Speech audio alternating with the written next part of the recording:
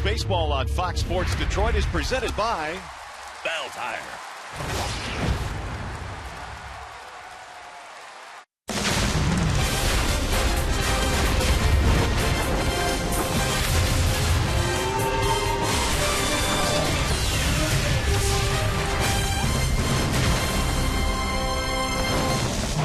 The last time the Tigers and Twins met here at Comerica Park in early April, the Tigers rolled to a 3-game sweep, outscoring the Twins 22-1.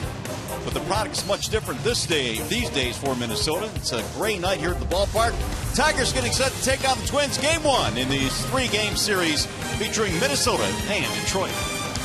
Hi again, everyone. Welcome to Tigers Baseball. Mario and Pemba alongside Rod Allen. Glad to have you with us here for Game 1 in this series. And Rod, the last time we saw these Twins, they were doing absolutely nothing offensively. Much better team these days. You know, under their new manager, Paul Molitor, this team has finally woken up. That would be the Minnesota Twins. And it's not just one guy getting it done, but up and down that lineup, guys are contributing. Torrey Hunter kind of leads them. He's a veteran player, and they're playing with a tremendous amount of confidence, but they have not had any success against the Tigers this year. All right, here's a positive for the Tigers tonight. Jose Iglesias returns to the lineup. They really have missed his bat and his glove, obviously. No doubt about that. One thing about Iglesias, we know that he brings that glove to the ballpark every single night. He's a magician at the shortstop position, but really in that latter third of the batting order, they've struggled lately. They haven't gotten a lot of hits down there, so it's very important for Iglesias to come back in, to lengthen that lineup, turn it back over, get to Miggy with some runners in scoring position. He's done a marvelous job at doing that all season long. All right, Tigers had an off day yesterday. Back to work here tonight. After a short break, we'll send you back to the Coliseum Studios. Check in with Trevor Thompson. But coming up tonight, opportunity knocking for James McCann. So far, he's answered the door. McCann of the Tigers taking on the Twins next.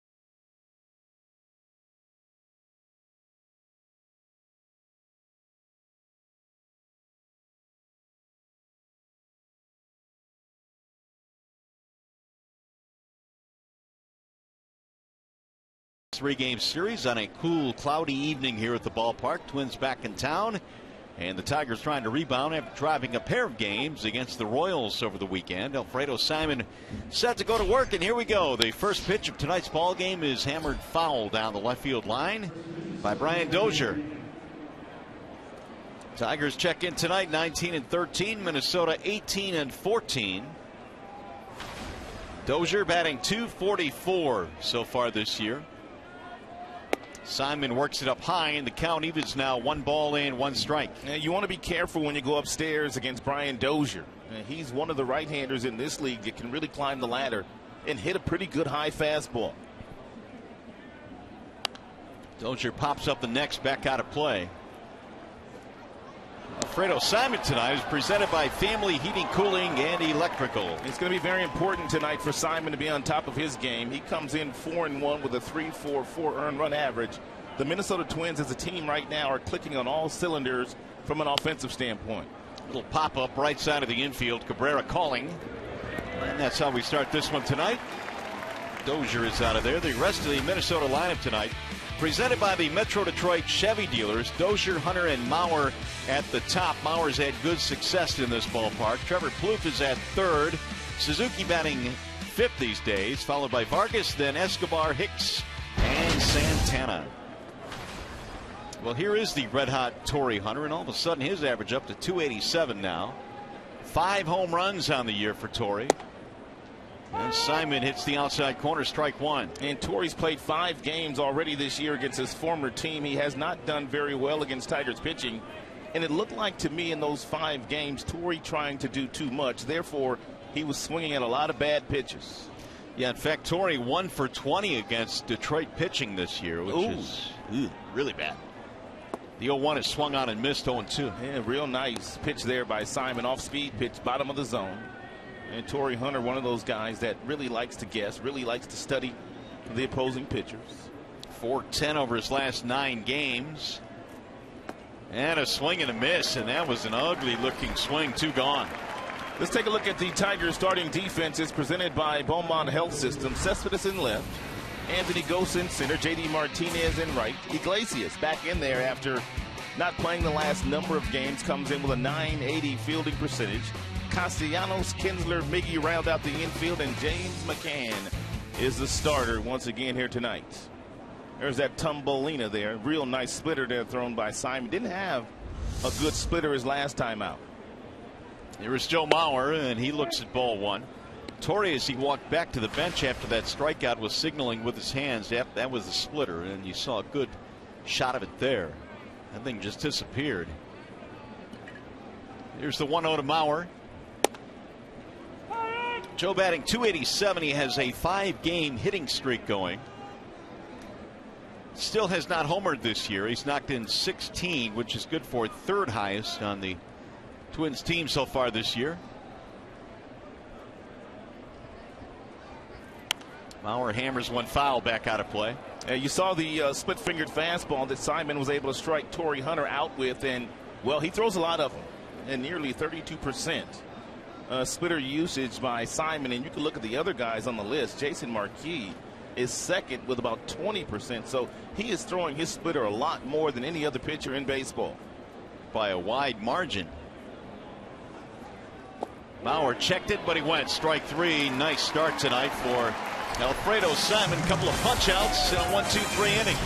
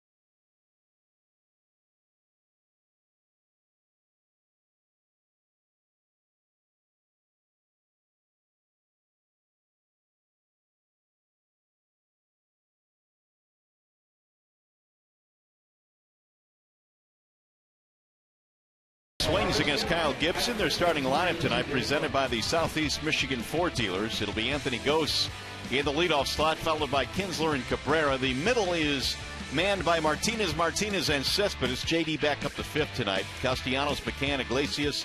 McCann's been hot of late for the Tigers, and they are facing the right-handed offerings of Kyle Gibson. And Gibson has 4 pitches. He's got a fastball, slider, changeup, and a curveball. He's pitching probably his best baseball as we speak. He's 3-2 with a sub-3 ERA and 17 consecutive scoreless innings pitched. Well, let's put an end to that here tonight. First pitch is lined to left field and caught on the move. A little bit of a leap there by Escobar. Yeah, that ball was tailing on Escobar, who is a infielder by trade. Let's take a look at the Minnesota Twins starting defense, brought to you by Tim Hortons. We told you Escobar in left, but Hicks just called up what a center fielder he is, but he has to hit to stay in the big leagues. Hunter in right, Santana, Dozier up the middle, Plouffe, Mauer on the corners, and Kurt Suzuki, their starting catcher here this evening. That play by Escobar, and looked like it tailed on him at the end. Yeah, natural slice coming off the bat of a left-hander. In this case, it was Anthony Gose. Ian Kinsler, the batter. He's hitting .304 with 15 driven in. Several Tigers have really good numbers against their starter Gibson here tonight, and Kinsler would start that. Miguel Cabrera, Victor Martinez, JD Martinez, a number of them. Kinsler 6 out of 15 with a home run against Gibson. And as Rod mentioned, he's been pitching his best baseball of late. He also does not give up too many long balls. Only 2 so far this year in the home run category. The Minnesota Twins defenders, they know that they need to be on their toes tonight because Gibson doesn't strike out very many either. He's only struck out 11 total this year, and he's walked 15. So there's a lot of contact against him when he's unbumped. Ball high to Ian. 2 balls, 2 strikes.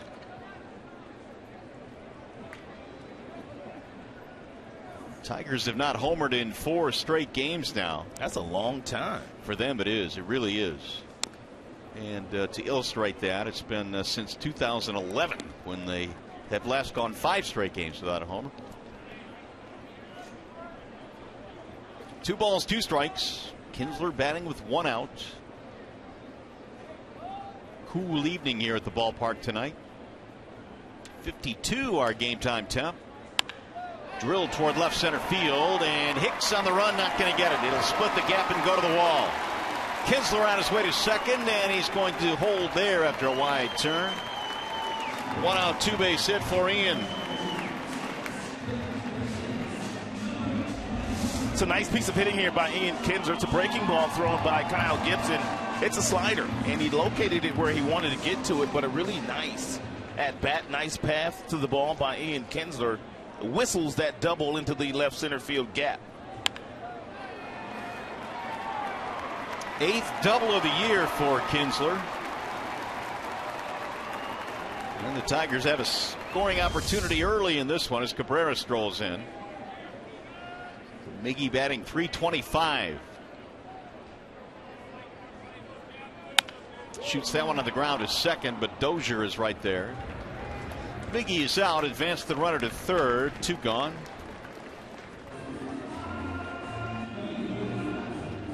That'll bring up Victor Martinez.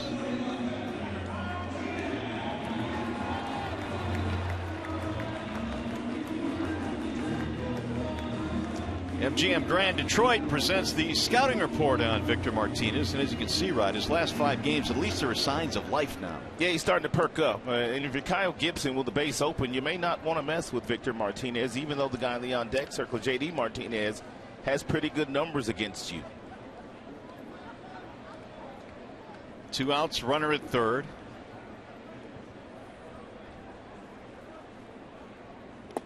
Way inside. How do you think managers make decisions like this? I mean, do you think it's more, and when you're talking about JD, I'm talking about now, is it more how a guy has done against you in the past or how he's doing overall right now? You mean as far as Paul Molitor allowing Gibson to pitch to Victor Martinez? Yes. I think Kurt Suzuki, the veteran catcher, pretty much takes over the situation. He knows what's going on. He knows there's an open base. And he knows that Simon looks very good here tonight. So I doubt very seriously if they allow Victor to beat him here.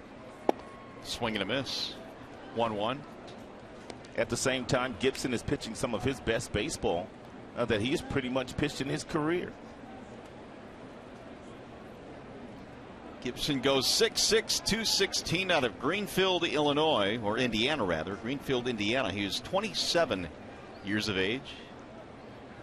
1-1 is swung on and missed. A couple of 92-mile-per-hour four-seam fastballs thrown right by Victor Martinez. Here's that streak we're talking about. It's at 17 2/3 scoreless now for the right-hander Gibson. Longest current streak. Leake and DeGrom have had longer ones this year. Now the 1-2. Suzuki had to leave the crouch that time. Martinez overall now at 245. There's JD waiting on deck.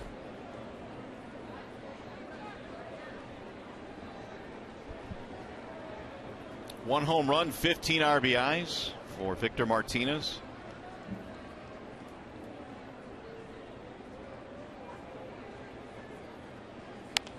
And he'll drive that one foul back out of play. Tigers would like to get off to an early lead in this game. They dropped 2 out of 3 against the Royals. Of course, lost that tough game that went into the wee hours of the morning on Sunday. They had a lot of runners in scoring position in the final 2 innings of that contest, but they could not push a run across the plate.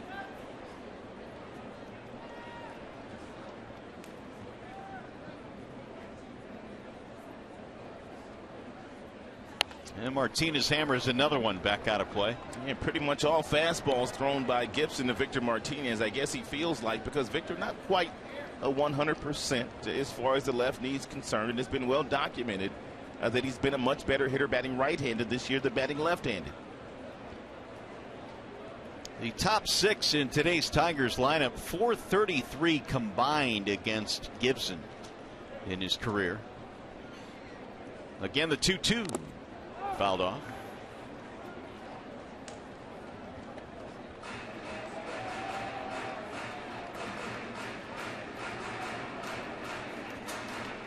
And Gibson pretty much coming out tonight trying to establish the fastball. 73% of the 15 total pitches have been heaters. He is about to deliver his 8th pitch of this at bat to Martinez.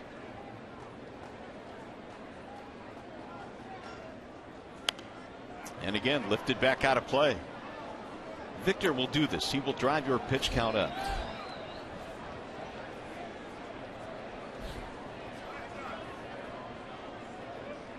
Martinez showing signs of life with 9 hits over his last 7 games.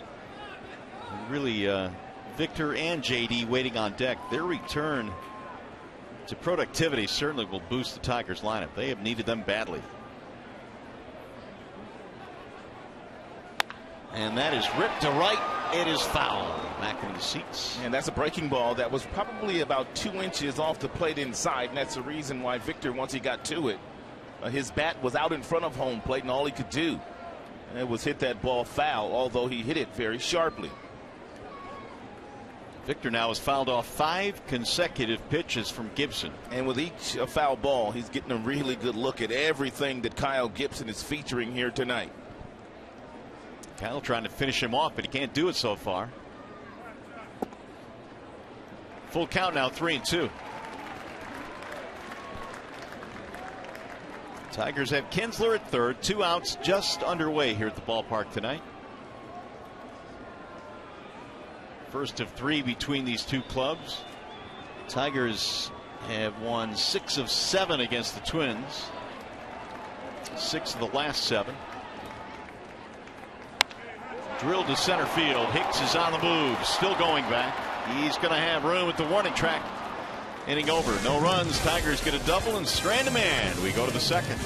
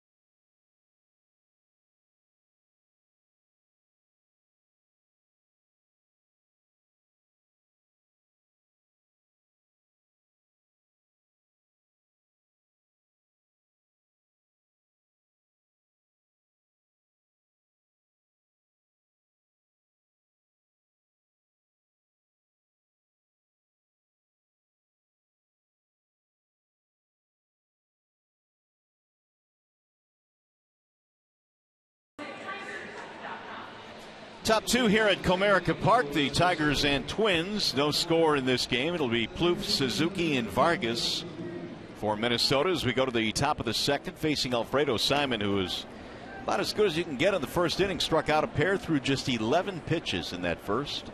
Yeah, the Cleveland Indians, the Minnesota Twins struck out 16 times on Sunday against the Cleveland Indians, and they've already punched out a couple of times here tonight against Alfredo Simon. Plouffe swings and misses, 0-1. Danny Salazar, the starter of the Cleveland Indians, had 11 of those strikeouts in 7 innings against these Minnesota bats. He was lethal on Sunday. Oh, my goodness. Salazar has a tendency to strike out a lot of guys. His stuff, Mario, for right-handers in baseball, there are not many better than Danny Salazar as far as just stuff is concerned. 1 ball, 1 strike on Trevor Plouffe.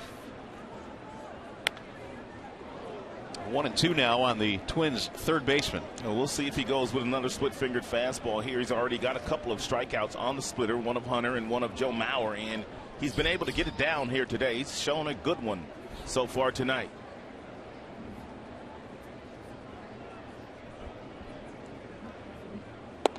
And Plouffe lets it go by low.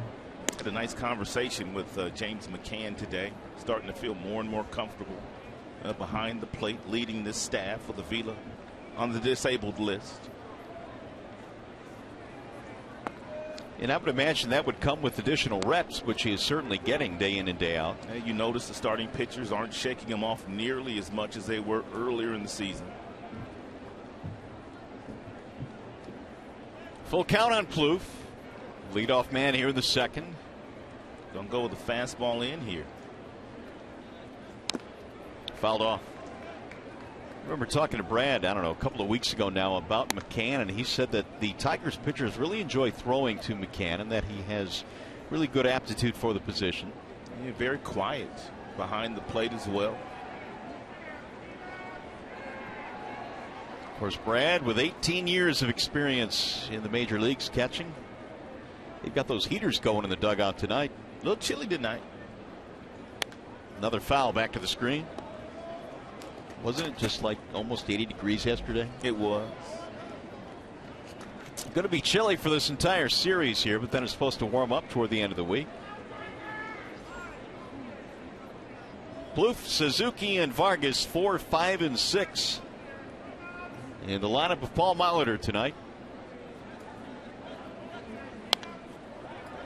And now Plouffe giving Alfredo Simon a battle. And pretty good cut fastball there thrown by Simon at 93 miles an hour, but not able to get the swing and miss from Trevor Plouffe. This will be the 9th pitch coming up in this at bat. Victor Martinez had an 11 pitch at bat against Gibson in the first. And ball 4 high. Good at bat there by Plouffe, who draws a leadoff walk.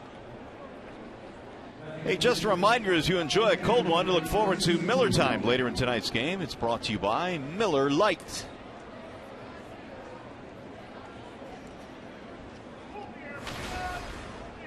Here is Kurt Suzuki, who is batting in the 5 spot in the lineup. Last time we saw the Twins back in Minnesota, he was batting 8th.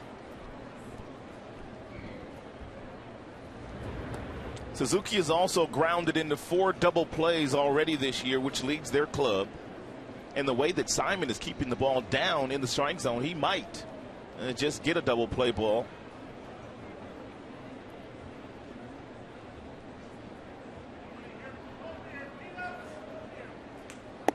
Coming into this ball game, right-handed batters were batting just 122 against Simon this year, and beyond that, they only had 1 extra base hit versus Alfredo.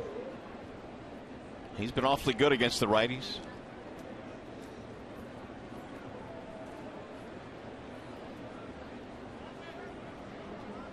Here's the 1-0. 2-0 now on Kurt Suzuki. Pretty good series against Cleveland that they just completed. Was 4 out of 11, had a couple of doubles. There's Kenny Vargas waiting on deck. Power hitting DH. Yeah, last time the Tigers saw the Minnesota Twins, Vargas didn't get off the bench in that 3-game series. That's in there, 2-1. Since then, Big Kenny Vargas is performing very well. It's certainly a different looking team with a different looking feel this time around, especially from the first time we saw him this year.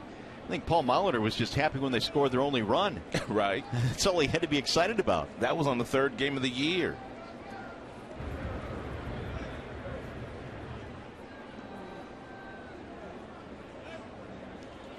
But things have certainly turned around for Paul and the Twins. Averaging 7 runs a game in their last 11 contests. Runner goes, 2-1 is hammered to right center field. That ball is hit pretty well, and it's going to get down. It'll go all the way to the wall. On his way to third is Plouffe. They're going to stop in there. It'll be second and third with nobody out. And Paul Molitor, the rookie manager, has been managing very aggressively, and his guys have been kind of backing him up, as Suzuki does here. It's a 2-1 pitch thrown by Simon. Plouffe on first base was on the move, and he was able to find that gap in right center field. J.D. Martinez playing shallow, and Gene Glenn, their third base coach, did not want to run Plouffe into an out at home plate with nobody out. I'm not sure Plouffe got the best read right there. Well, he didn't quite know where the ball was at initially. So here is Vargas now, second and third. That'll be the first hit of the game for Minnesota. And this is their first scoring chance of this contest. Vargas looks at strike one. .247 batting average. He has hit 3 home runs this year. Vargas last year did really good work against Tigers pitching. .349 versus Detroit.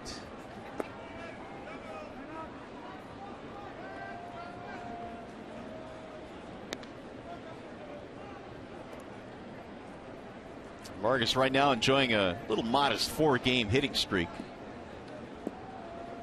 Power to spare.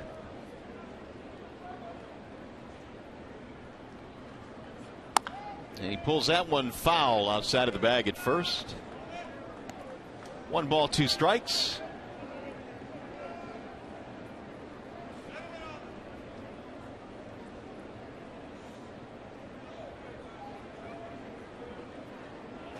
Twins have won 10 of their last 13 games, all of a sudden becoming extremely relevant in the American League Central Division. In fact, they were just 1 game behind the second place Tigers coming into play tonight. Well, really the only team they have not played well against this year has been the Tigers. Here's the 1-2.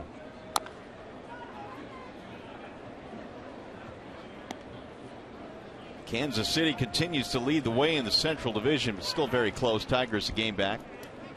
I don't know how it's going to shake out, but there are a lot of people out there to believe that this Minnesota Twins team is better than the Chicago White Sox and the Cleveland Indians. Well, right now the standings would agree with that statement.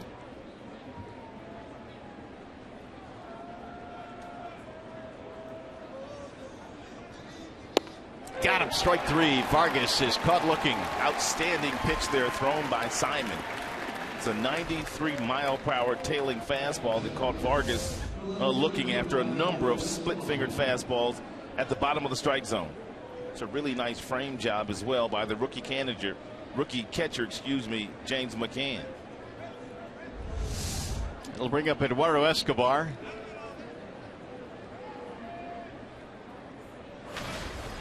Simon trying to strand a couple of runners in scoring position. .247 this year for Escobar. And Mario told you a couple of batters ago that Simon holds righties to a .122 batting average. That'll go foul. However, left-handers, they're a little bit better. They're hitting over .320 against Alfredo Simon this season. Escobar had that big game against the Tigers last September. He had a 6 RBI game, a 4-hit game. He started the season on the bench. He could not crack the starting lineup, but it didn't take long for Paul Molitor to find a spot for Escobar. He had a good year last year.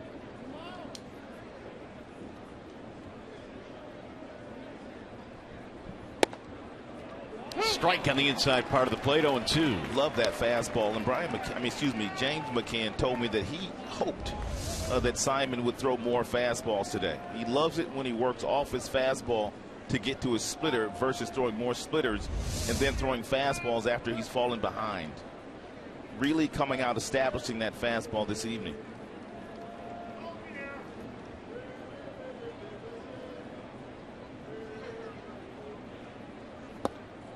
Made him move his feet that time. 1-2.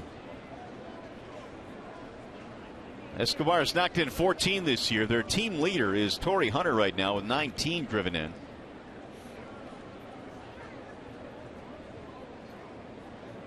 The recently called up Aaron Hicks waiting in the on deck circle.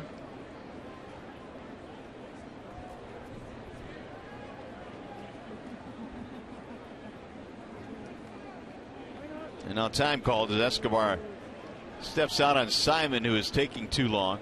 In these particular situations in the month of May, and really you can go back to the final days of April, they've been good with 2 strikes. They've gotten a lot of hits after 2 strikes. Backed him out again. 2-2. Well, it's a Twins team offensively now that is more resembling the Twins team we saw last year. They really put up some big offensive numbers against the Tigers. And that's why Paul Molitor, the new manager, held on to the hitting coach, Tom Brunansky. He pretty much changed all of the other coaches, but he did not change the hitting coach. Low and in. Nice block there by McCann. Count goes full now. 3-2. And Paul Molitor felt like the team really started to trust the hitting coach last year, Tom Brunansky, and he felt it was very important for the team to continue to build from an offensive standpoint where they left off last year. Do you think when there is a new manager that comes in that there has to be at least one guy that comes back from the other coaching staff just for continuity? And we're starting to see that across baseball, where there's usually one coach that's retained, and that one happened to be Brunansky. 3-2. Swing and a miss to strike him out. He's got that real nice splitter and working here today, and he's confident in throwing that pitch. And that may have been too big a swing for Escobar with runners in scoring position. You could see the grip there, and you could see it kind of tumble as it gets into the hitting zone. It's a really big swing by Escobar.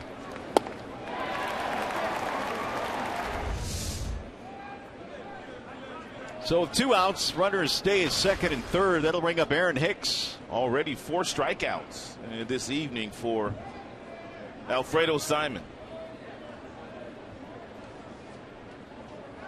Swing and a miss. Well, Hicks has been, for the last couple of years now, been considered one of their top outfield prospects and just has not been able to put it together in the major leagues. He's getting another opportunity this year. He was dominating AAA this year. He was batting .326, and really Hicks hadn't dominated any of his minor league stops in his professional career. But he was off to a nice start at Rochester. Those that watched him play down in AAA this year said that he might have been the best player in the International League when you consider defense and offense. A lot of extra base hits, hit a couple of homers, had some triples, knocked in 14.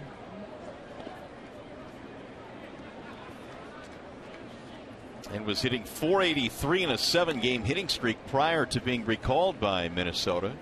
Kind of retooled his swing a little bit in the offseason with the hitting coach Tom Brunansky. They both live in California. He now has a leg kick whether he's batting left-handed or right-handed.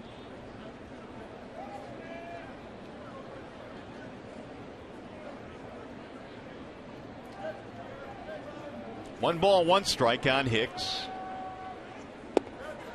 In there, 1-2. What can be the advantages or the positives of a leg kick when hitting coaches make that kind of a change? Well, it gives you something else to think about. There's so many times as a hitter when you're struggling the way that Hicks was in the big leagues, 201 career hitter, you're thinking about too many things. So you give him something to concentrate on. In his case, it was a simple leg kick, get the foot up, get down, get stable, and allow your athleticism to help you out. And it's worked well for him, at least in the minors. Another good block by McCann. I mean, he's worked with Rod Carew in the offseason. He's worked with Paul Molitor when Molitor was in the minor league. So he's had a lot of really good teaching. Now it's up to Aaron Hicks to put it all together. And he said as much before the game today. He says he hopes he's here to stay this time around.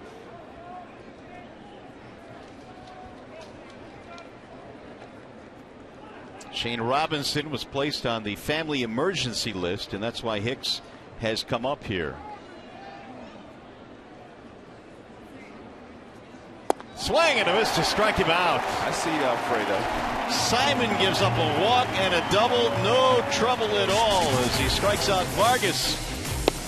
Then Escobar and Hicks.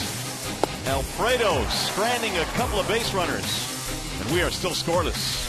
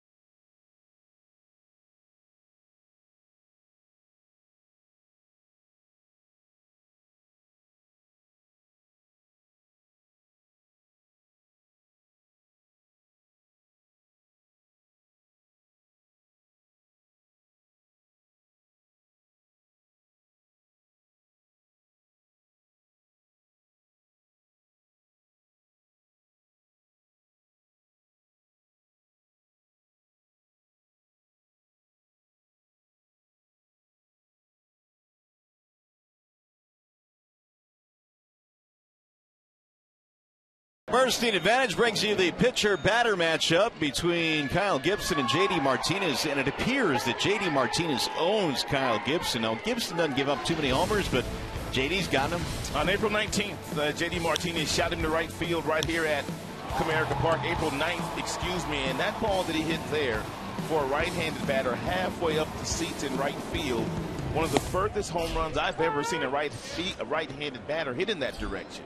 Only 2 home runs allowed by Gibson this year, and one of them to J.D. Martinez, who suddenly now must be seeing the ball a little bit better. He's picked up 8 walks in his last 5 games. Usually that's the key of a guy getting out of a slump, starting to see the ball a little bit better, waiting a little bit longer before you pull the trigger, not swinging at nearly as many bad pitches as he was swinging at when he was really struggling. Here's the 1-1. High, towering fly ball to right. Hunter going back, edge of the warning track. 1 out.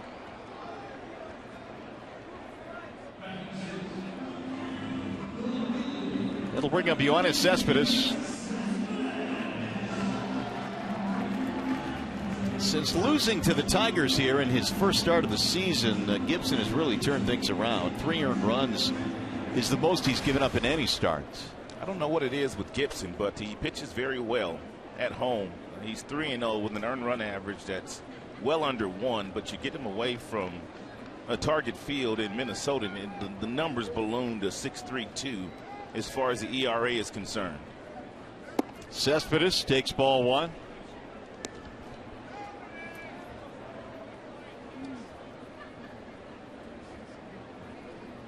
Yoenis 274 this year. And he looks at a strike. Only 2 out of 13 in that series against the Royals. Tigers really as a whole, as you look at the splits home and road on Gibson. Boy, you're right, man. 6-3-2 on the road. Little chopper, third base side. Plouffe has it. Yoenis is out, 2 gone. Hey fans, stay tuned to Tigers Live following the game, where we select our Fox Sports Detroit Tigers player of the game, presented by the 2 for $5 mixer match Filet-O-Fish and 10-piece McNuggets. Tigers player of the game coming up on the postgame show.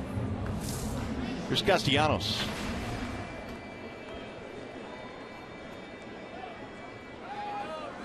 Anyway, the Tigers hitting just .236 as a ball club in the month of May, which was much different than the numbers they put up in the month of April. There's a strike call. 0-1 on Castellanos, and he's been one of the Tigers that has been struggling. A .216 batting average. Ball high, 1 ball, 1 strike. Minnesota Twins don't shift defensively on many guys, but they are shifting on Castellanos here. They've got Dozier playing right up the middle. And we've well documented the fact that Castellanos, when he's going right, he can really drive that ball the opposite way. Now they're going to reset and play him straight up. Dozier now has moved over a little bit to his left. Here's the 1-2. In the air toward right field. Hunter is on the run but won't get there, foul. And by watching the way that they shifted back over after 2 strikes on Castellanos kind of tells me one thing. When Castellanos early in counts tries to pull the ball, but with 2 strikes he really concentrates on trying to drive the ball the opposite way, as we got to look there at his hits by direction.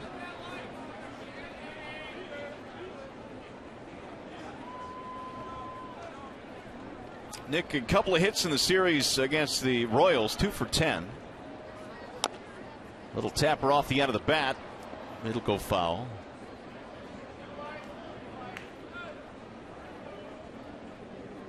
A couple of home runs this year for Nick. He's driven in 11.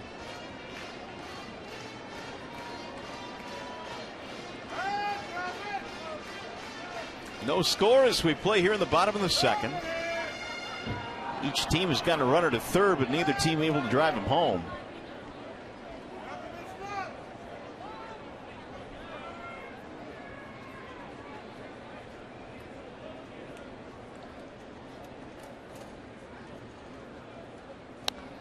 Fought that one off back to the screen. Yeah, usually in this count, 1 ball, 2 strikes. Gibson to right-handed batters.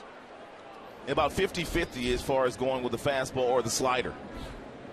And that last pitch was a fastball that tied up Castellanos.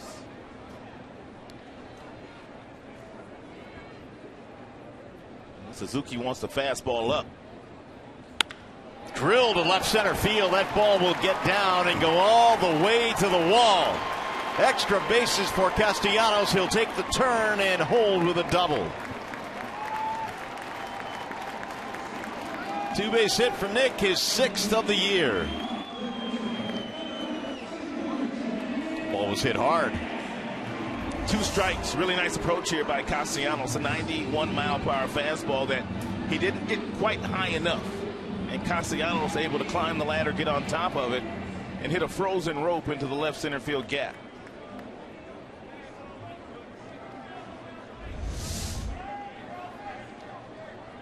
Here's James McCann to try and drive him in with a 2-out hit. 288 average for McCann. It breaks outside, 1-0. And here's where the Tigers need to pick it up a little bit. Well, really the entire team offensively needs to pick it up, but the guys that are batting 7, 8, 9, they need to start to get a few more hits as they were earlier in the year. And that was turning that lineup over, and Kinsler and Ghost and Miggy and guys like that are really feasting. Tigers lineup for the month of May has not been nearly as deep as it was in April. McCann has provided some offense, 12 hits in his last 8 games. Simon has done good work so far in this contest. Swinging on 2-0, and he waves and misses 2-1. That's a pretty good sinker there thrown by Gibson. That pretty much is his signature pitch. He's about 6'4", but he's got some long arms, and he gets to a really nice arm slot. He's got a lot of tailing action down in the strike zone with that 2-seamer.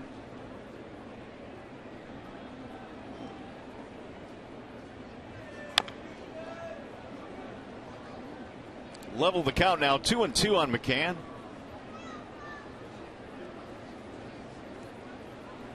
James has hit safely in 7 of 8 and has taken over the majority of the catching duties here with Alex Avila on the disabled list. Brian Holliday was called up to back him up.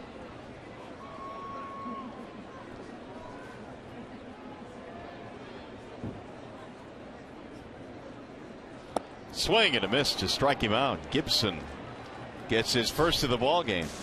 Tigers get a man to second, but no further. You're watching Tigers baseball presented by Bell Tire.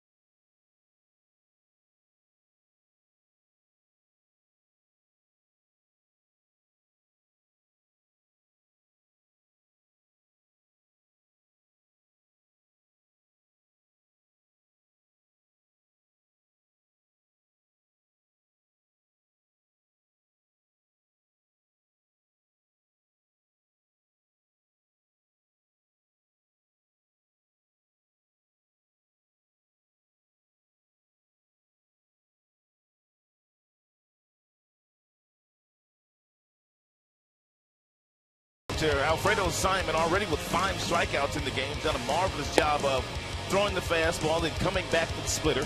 Also front door fastball, 2-seam variety gets the strikeout of Kenny Vargas. Simon goes back to work now as we go to the top of the third. Danny Santana leads it off. Santana on the year batting only .248, but whenever the Tigers show up, he shows up. He has played his best baseball against the Tigers in his young career. That's it there for a strike, 1-1. However, right now Santana battling it a bit. He's sold for his last 13.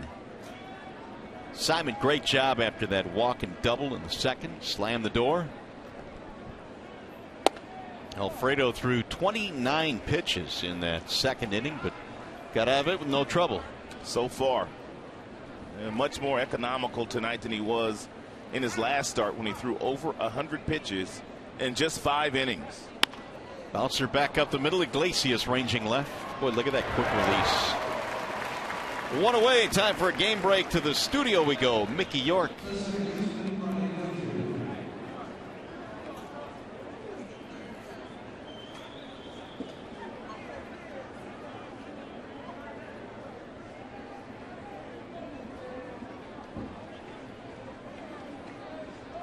All right, Mick. Well, Cardinals will be the next opponent for the Tigers over the weekend in St. Louis. There's a strike call. That'll be a Friday, Saturday, Sunday.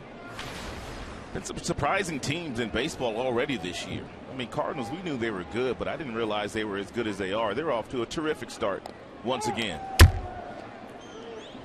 Let's take one more look at this play by Iglesias. I mean, he's able to go over and get in front of this ball that looked like it was headed right up the middle. Then he just flips it over to Miguel ever so slightly to get Santana, who can run pretty well. Swing and a miss. Dozier is out of there. 2 gone. 6 strikeouts for Mr. Simon. I think 6 strikeouts is the most he's had in any start this year. No, check that. 7 is the most he's had in any one start this year. Here's Torrey Hunter. Torrey fanned in the first inning.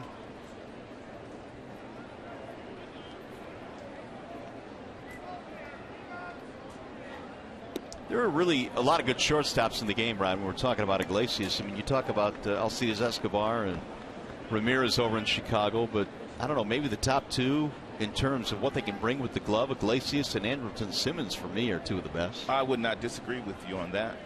Simmons is a magician in the National League. Likewise, Iglesias here in the American League.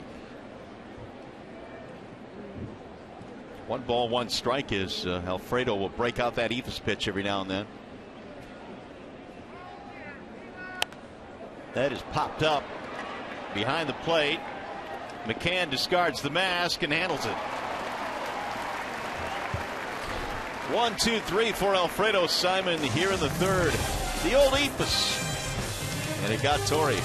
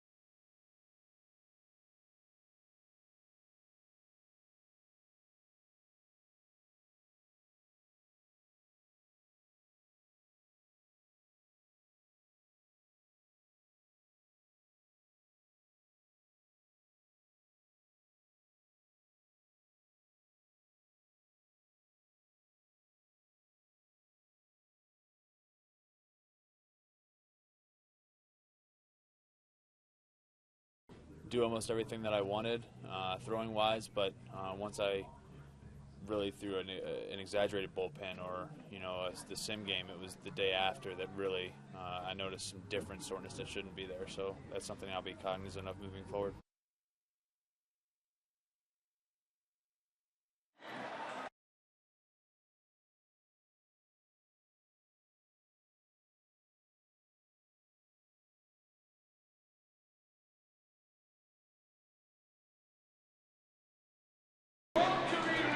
Back here at Comerica Park as we go to the bottom of the third. No score in this one between the Tigers and the Minnesota Twins.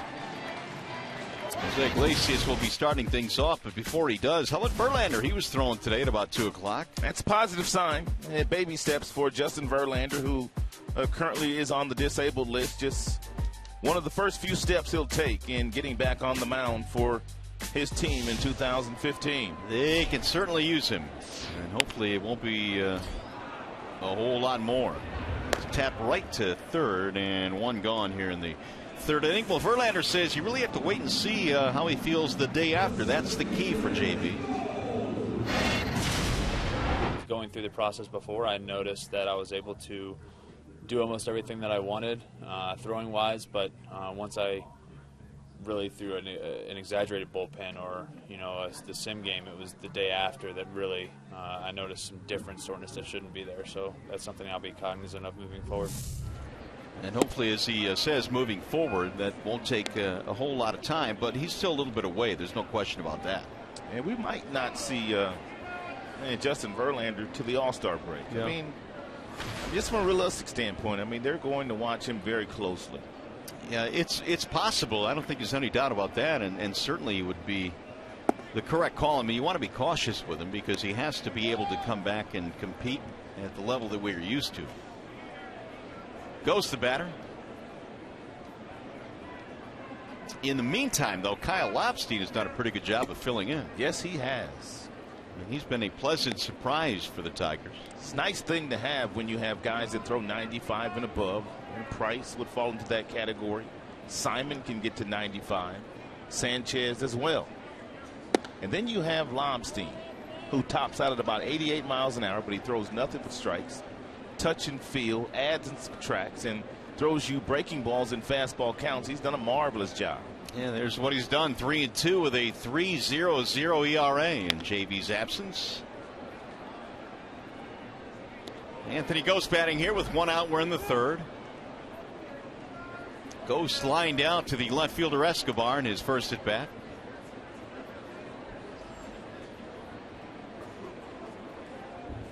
Gibson now with the 3-2. Slice to left field, base hit. What a nice at bat by Anthony Ghost.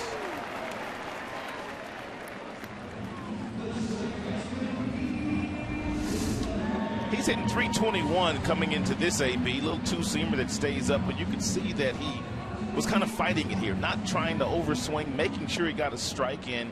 His balance was perfect right there on that swing.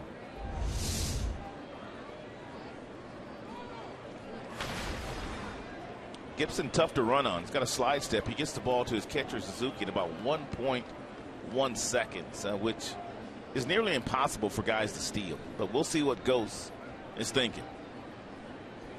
There he goes. Fouled back out of play.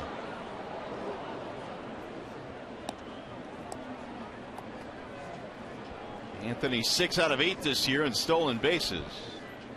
Tigers as a team this year have stolen 29. Gene Lamont has a stopwatch. He's telling Brad Ausmus just how quickly Gibson gets the ball to his catcher Suzuki, which sometimes will determine whether you run or not.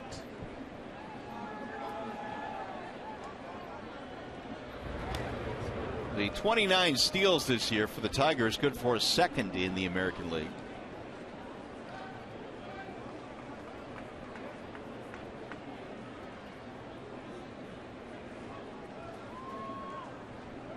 Kinsler had a double back in the first,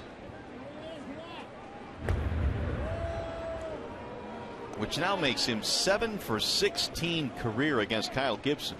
Well, if you're in Kinsler, you have to make sure you get a ball up here, because the signature pitch of Gibson, I told you last half inning, is a sinker ball. He's already thrown 8 ground ball double plays this year. The 0-1 is a pitch out, but nothing doing with Ghost. And to take that a step further, about 53% of the balls that are put in play against Gibson are ground balls.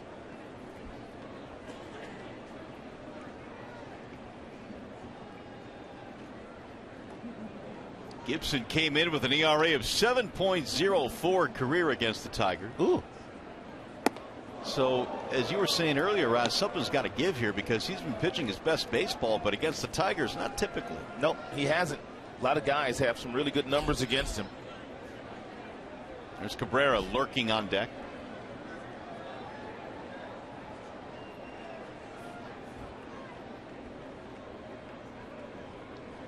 Kinsler, one of the 3 Tigers hits tonight.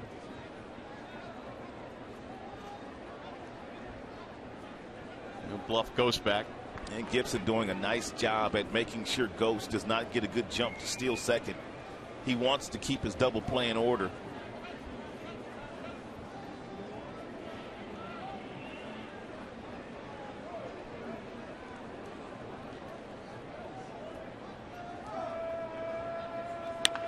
Drilled to left field. Escobar coming in. He'll get there. And Ghost will retreat. Escobar plays very deep in left field. He is not an outfielder by trade, therefore taught to play a little deeper. For guys that aren't accustomed to playing the outfield, it is a lot tougher to go back on balls than it is to come in and catch baseballs. That'll bring up Miguel Cabrera. He bounced out to the second baseman Dozier in his first at bat. His average now at 322.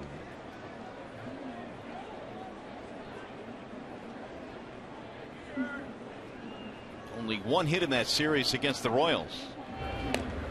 Ghost draws another throw.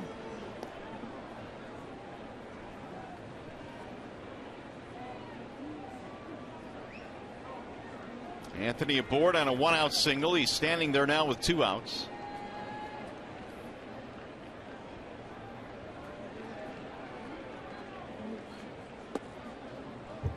Ball 1. Cabrera had a 2-homer game against these Twins back on April 29th. That was the target field in a game which he also finished with a double, so he very easily could have had a 3-homer game. Yeah, that double missed going out to right field at target field by about maybe 2 feet. The ball that he hit to left field at target went to the second level. Still going. Could be. There's a strike at the knees, 1-1. Yeah, Miggy must be sitting on a breaking ball here. And took that fastball he thought was down, but at 92 in a 1-0 count, Miggy's usually swinging at that pitch, so he must be sitting on something soft. Like it might have been a touch low, but it caught the lower region of the strike zone there, according to John Tumpane, the home plate umpire. Ooh, Mickey drills one in the air. Right center field. Ball hit well. Way back. Hicks looks up and makes the catch up against the wall. That's why they love Aaron Hicks. He can really go get him in center field. Well, he went and got that one. Long run into right center. Hicks tracks it down, and the Tigers are turned away. 3 in the books at Comerica.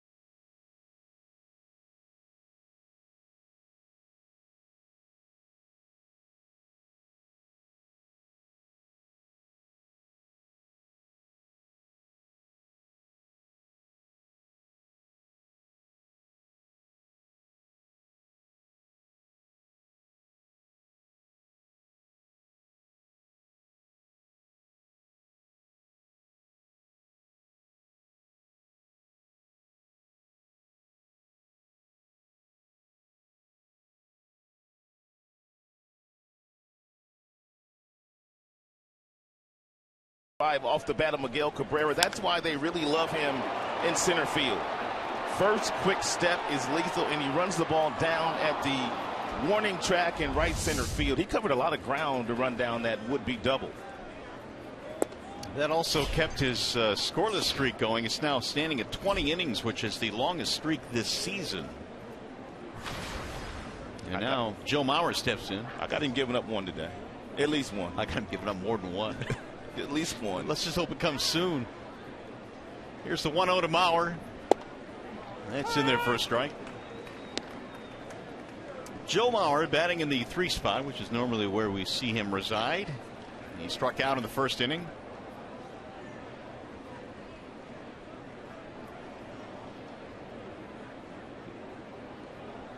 Here's the 1-1. Well, in this ballpark tonight are the 2 current highest batting averages among actives, and that would be Miggy #1 at 321. Mauer is second at 318. The highest active averages.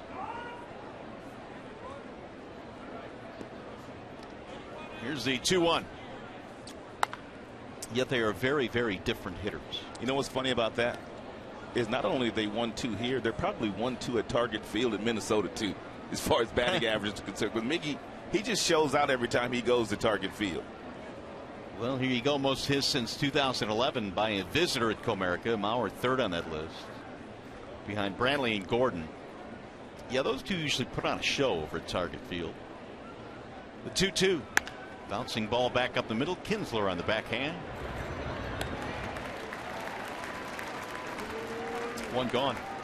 Well, it's Tuesday, and that means it's a Fox Sports Detroit Prize Pack Tuesday, brought to you by Meijer. Enter at www.foxsportsdetroit.com to be eligible to win a fantastic prize pack that any baseball fan would love. One gone now for Trevor Plouffe.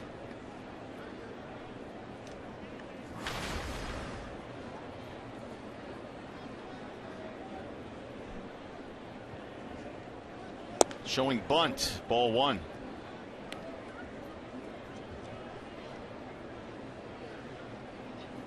Plouffe has hit safely in 17 of his last 20 ball games. Second on the Twins team in RBIs. That's on the outer edge, 1-1. He drove in 85 last year. Home run numbers were down, but the doubles, the numbers were up for Trevor Plouffe.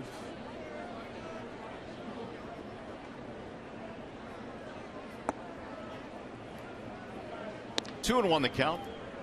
Well, they do have that kid down in the minor leagues, Sano, who is one of the best prospects in baseball, Miguel Sano, and he is lurking down there. They also have Byron Buxton. So, I mean, this is an organization that does have some prospects, and they've been able to see a few. Eddie Rosario was recently called up. We got some guys down in the minor leagues that can pitch as well that they have high hopes for. That's in there, a strike, 3-2. But I think it's become much different, or the way they're looking at this season now may be much different right now than it was maybe the first week of the year. Yeah, they're performing, and they're on a pace to win 90 games this year. So those veteran players become more important as you get deep into the summer and into a pennant race. Plouffe would be one of them. 3-2. Torrey Hunter as well. He's played in the postseason a lot the last number of years.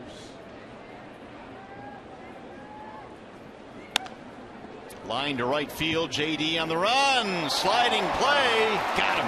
Nice play by JD Martinez, who held on to it. 2 gone.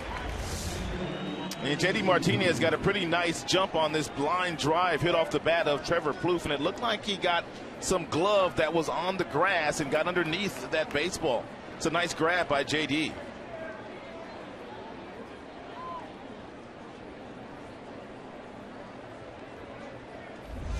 Two up, 2 down. That'll bring up Kurt Suzuki.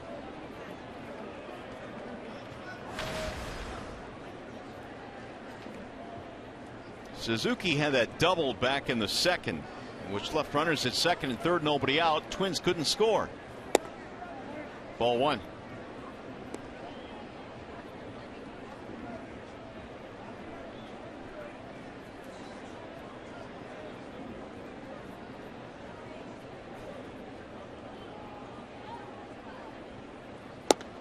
Suzuki was signed as a free agent 2 Decembers ago. In 13, he was extended last July by a couple of years. Got himself in a nice hitter's count here with 2 away.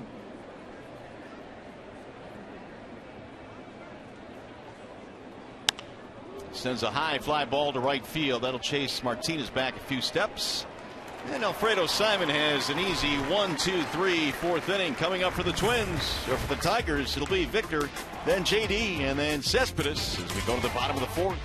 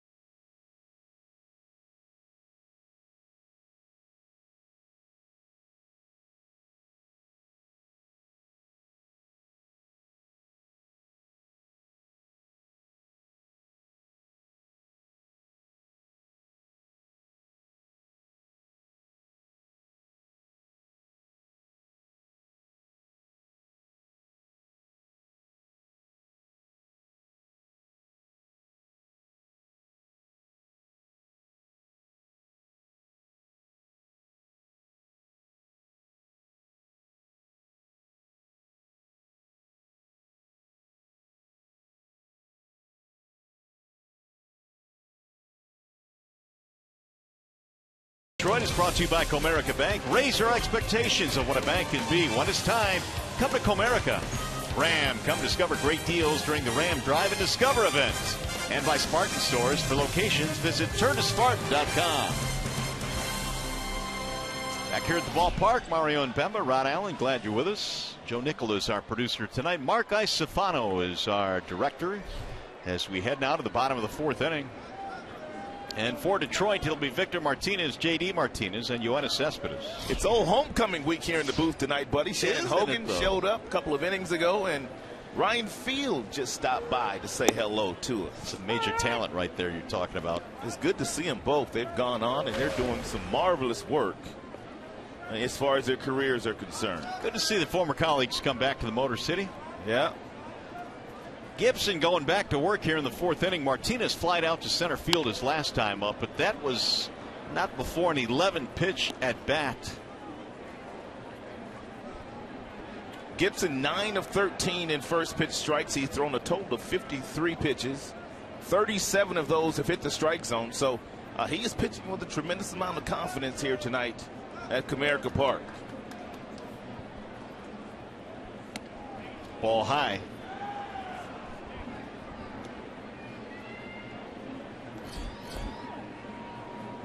J.D. waiting on deck. And then Yoenis Cespedes.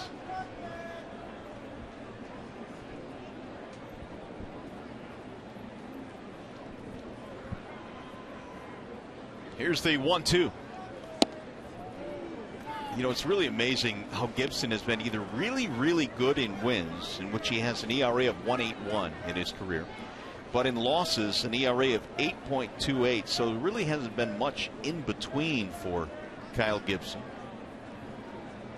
When you split his starts down the middle over the course of his career. That's skied in the air toward left. Long run for Escobar, but he's not going to get there. Foul ground. And back into the seats. 2-2 on Victor.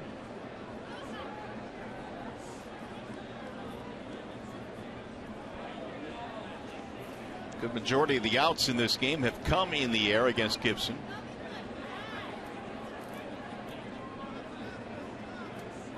A 27-year-old, a native of Indiana, Greenfield, Indiana.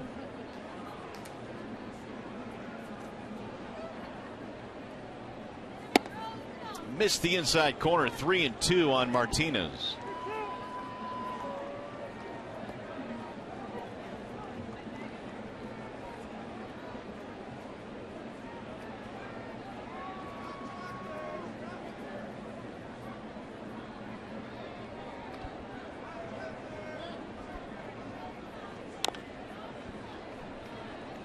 Count stays full. This will be the 8th pitch coming up in this at bat. So once again, Martinez not going on down without a battle here against Gibson, who is in his 3rd season now in the major leagues and seemingly is starting to put it together for Minnesota.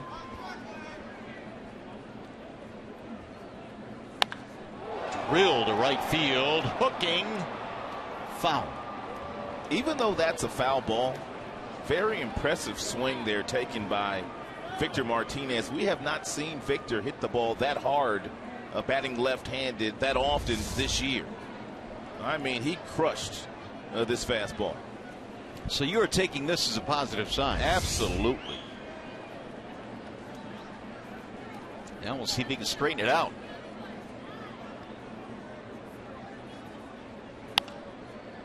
And we'll get back out of play. I told you earlier that Gibson does not strike out many. Coming into the game today, he had walked more than he had struck out. He had walked 15 batters.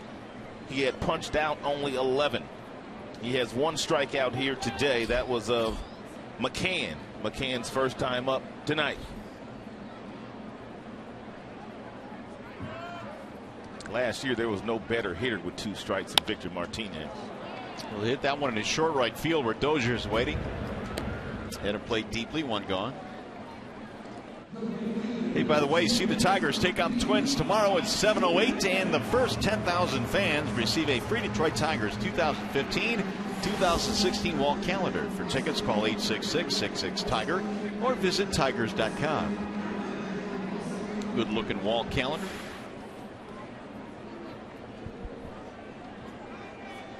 Here's J.D. Martinez. Drilled to right field. Ball hit well. Hunter turns. That ball is going to go. A line drive home run for J.D. Martinez. You will not see many right-handed batters hit a ball that sharply on the line and reach the seats in the opposite direction. But J.D. Martinez, as we have well documented since he's been in the big leagues, he can do it. Number 7 for J.D. First run that Gibson has given up in his last 20 innings. He crushed that, man. J.D.'s last 2 home runs now have come against the Twins. His last one was at Target Field on the 29th of April. And we put a stat up earlier indicating that J.D. pretty much was starting to see the ball a little better because he had been taking his walks. And he lined out to Torrey Hunter his first time up today. Here's Cespedes. It was also the 16th RBI for Martinez. Second homer this season. And for J.D. Martinez against Gibson.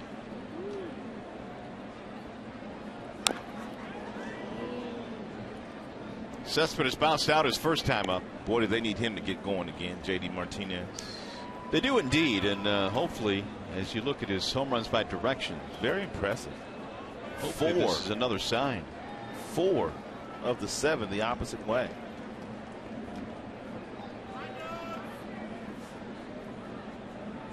But it's amazing, Rod. I mean, a lot of his home runs to right field they're absolute line drive rockets. I mean, there's not much air under him. Well, he has tremendous power. And when he trusts his hands the way that he trusts his hands on that particular swing, he can do a lot of damage. The 1-2. And Cespedes backs out of there.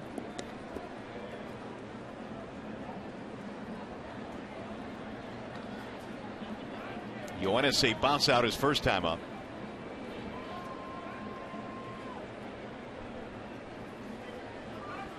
Gibson now with the 2-2. Right back up the middle into center.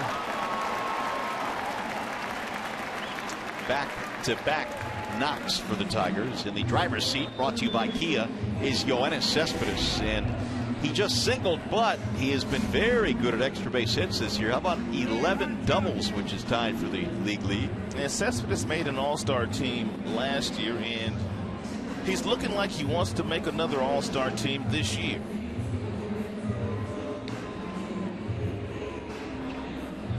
Little visit on the mound now as Gibson draws a couple of his teammates out to the hill. That's a nice visit by Kurt Suzuki, the veteran catcher, who went out to remind him that you're a sinker baller. Make sure you get the ball down at the bottom of the strike zone, throw your ground ball, and get yourself out of this inning. He got ahead of Castellanos in his last at bat, but Nick ended up doubling in the gap. Tigers now have 5 hits. Good pickup there by Suzuki. 1 ball and no strikes. Here's where Gibson kind of gets himself in trouble, is when he does fall behind with the breaking ball, and then he's forced into coming back with that 2-seam fastball or even the 4-seam fastball. Hitters sit on that pitch, and this is where they have success against Kyle. Here comes that fastball. To center field on a line. Hicks is back. 2 outs. Fox Sports Supports is proud to team up with AYSO, the world's largest soccer club. Go to ayso.org/play to find your region and sign up for your fall team today.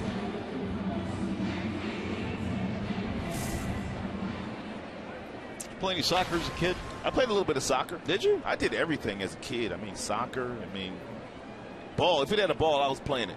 Soccer's so big now. Wiffle ball, tether ball, you name it. I was out there doing it. Soccer's huge now. Here's McCann, who bunts right through it, strike 1. I mean, there are a lot more kids playing soccer these days than baseball. Were you a basketball player? I did that too. Power forward? I was more of a shooting. Were you really? Like the 2-guard. Wow. 2-guard, really? I could shoot. I see you posting up in the paint. And I was a baseball player too, so I wasn't gonna go down there and mix it up with the fellas. I didn't want to get knocked out. I knew where my bread was gonna be buttered. Very wisely done. Bouncing ball to short. on the charge there. Santana will get the out at first base. Inning over, not before the Tigers, though, score a run. And they do so on a lightning bolt from J.D. Martinez out to right field, his 7th home run of the year.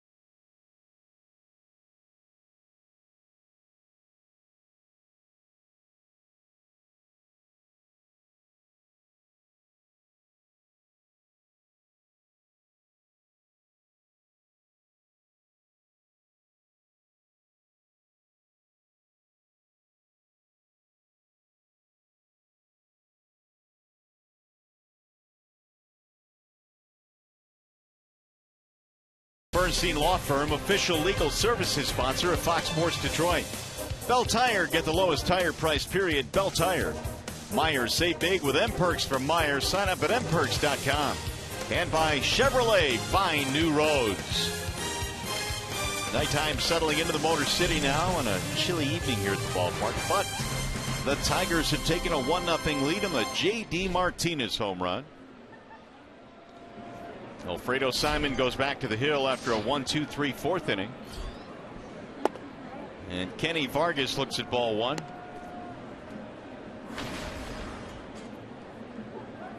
Vargas, Escobar, and Hicks. These will be the 6, 7, and 8 hitters for Paul Molitor.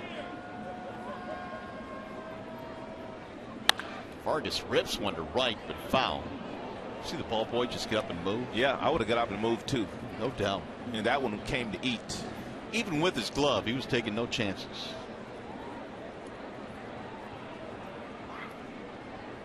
Good move, young man.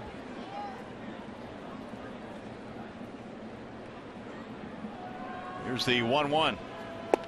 Outside, 2 balls, 1 strike. Vargas, a strikeout victim. That was back in the second. And tonight, Mr. Simon has fanned 6.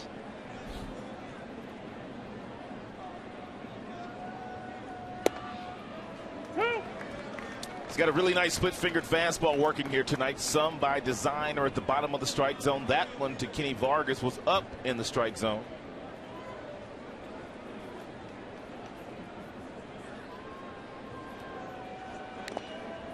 Fouled off, just got a piece to stay alive.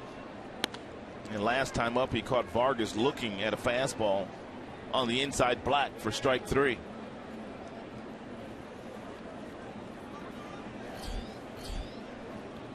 $70 now for Alfredo. 44 strikes.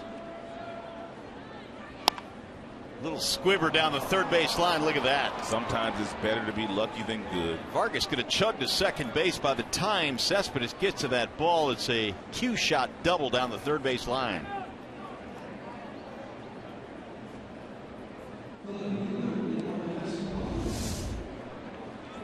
It's another split-fingered fastball that's inside that somehow Vargas able to cue down the third base line. Willie Mosconi never did it that well. Vargas didn't even know where the ball was hit initially. Here is Escobar with nobody out. Struck out in the second. Try at the very least to get Vargas to third. It's only the second hit allowed by Simon in this game. Strike one.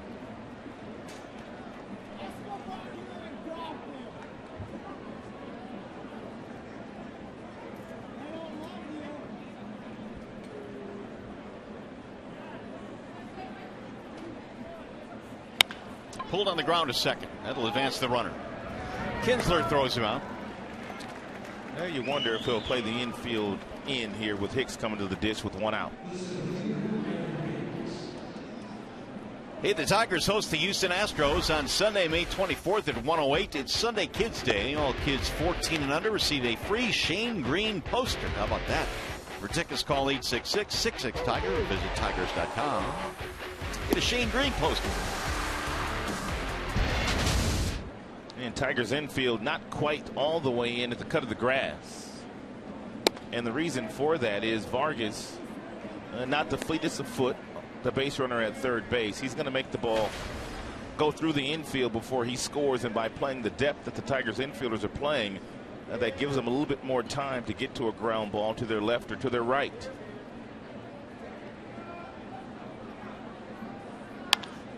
Popped up. Shallow left field. Cespedes coming in. Vargas ain't going to tag up on this one. He's got no chance. Two gone. Not with Cespedes' arm.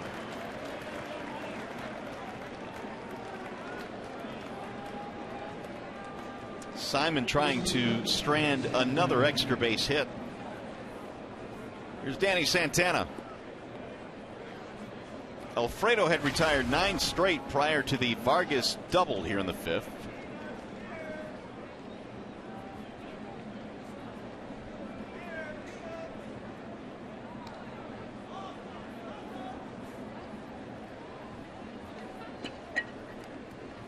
Santana had an 0 for 13 coming in. It's standing at 0 for 14 now with his 0 for 1 tonight.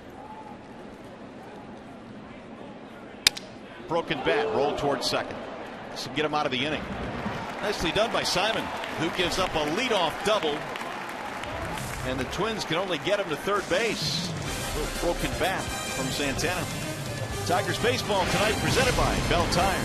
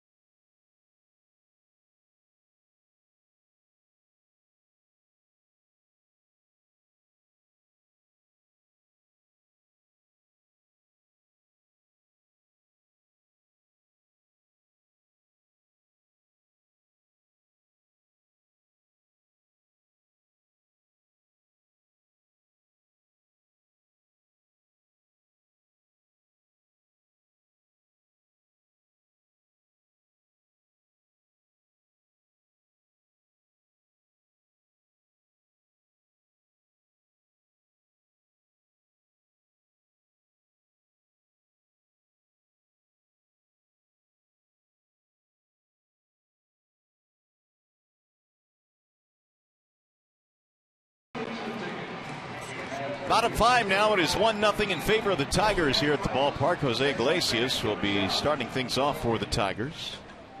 On a chilly evening here at the ballpark tonight, temperature in the low 50s, cloudy with no rain. That's the good news. And Iglesias leads it off, then Gosen Kinsler, and the first pitch hit him.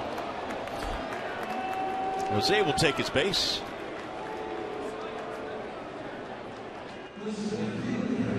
He'll bring up Anthony Gose. Nowhere for Iglesias to go. And there's a reason why he wears that pad on his elbow. for moments just like that. Second time Jose's been hit this year. So let's see what the Tigers have cooking here. They've got speed at the plate, speed at first. Anthony Gose has a single and a line out. Gose pulls a bunt down the first base line, drags it foul though. Anthony's been doing a lot of that lately. And he doesn't want to bunt down toward third base because Plouffe, of the third baseman, was playing on the grass about 7-8 steps in front of third base. Therefore, Gose tried to take that ball toward the second baseman, Brian Dozier.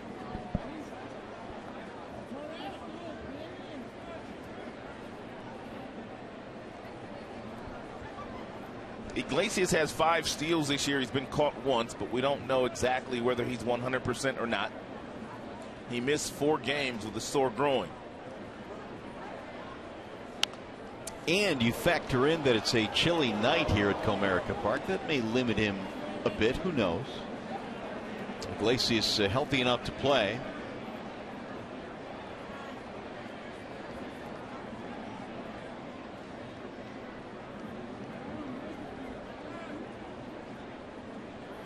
One run, 5 hits for Detroit. No runs on 2 hits for Minnesota.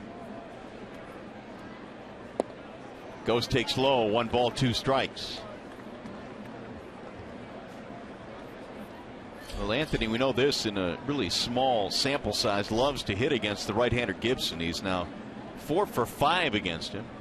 Yeah, Gibson had 2 strikes on Gose last time Gose was up, and he fought one off to left field for a solid single.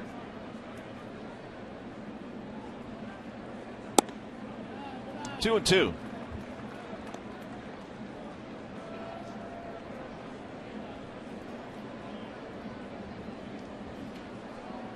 If you're Kyle Gibson, you want something to happen on this 2-2 pitch. You don't want to run the count to 3-2, which would allow Jose Iglesias to take off from first base and pretty much take the double play out of the equation.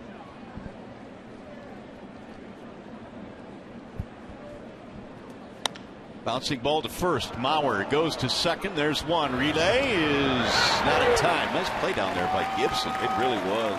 He saved that ball from going toward the seats at least. Joe Mauer, not a first baseman by trade, really deliberate in throwing that ball to Danny Santana, his shortstop, and Kyle Gibson got off the mound in a hurry. Just a really slow throw there by Mauer.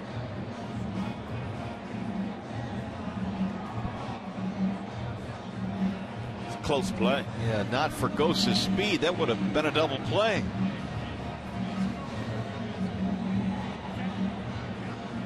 They're going to challenge it. I think he was safe. We'll see.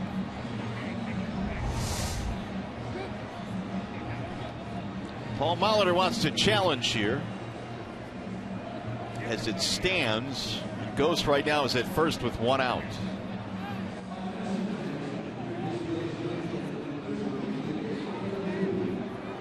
A one-hop throw that Gibson went down to a knee and actually backhanded, and at the same time was able to keep his foot on the bag, which made it a close play. Here's another look. One hop into the glove.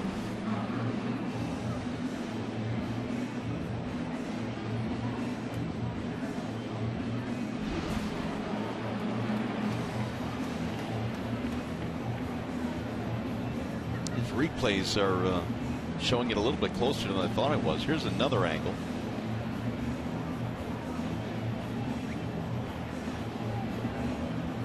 It's awfully close.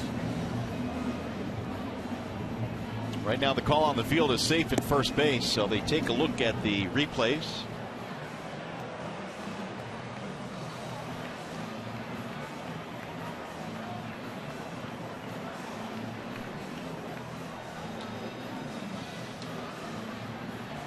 Crew chief is Bill Welke, the third base umpire. Then he's got the headsets on. This is now the 6th challenge by an opponent for the Tigers, and it is now the 2nd time it's been overturned. Oh, he's out at first base. Wow. So that'll be a double play and a terrific play by Gibson. Only the second double play hit into by Anthony Ghost, but we told you earlier that Gibson throws quite a few ground balls. Now the 9th ground ball double play he's thrown this season. So they're empty now with 2 outs and a pop-up. That'll end the inning. Dozier is over there, and just like that, the 5th is done. We go to the 6th.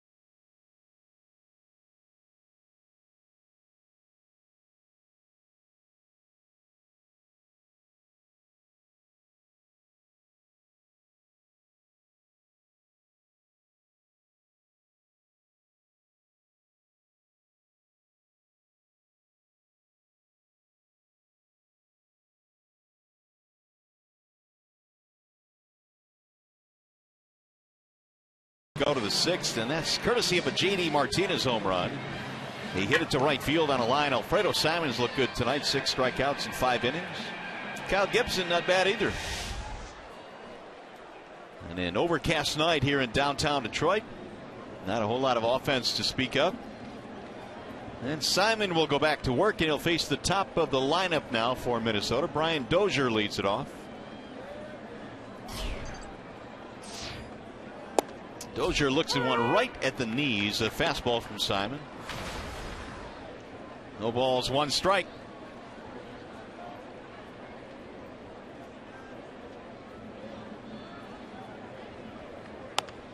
Little looper into shallow right field. That's going to drop in.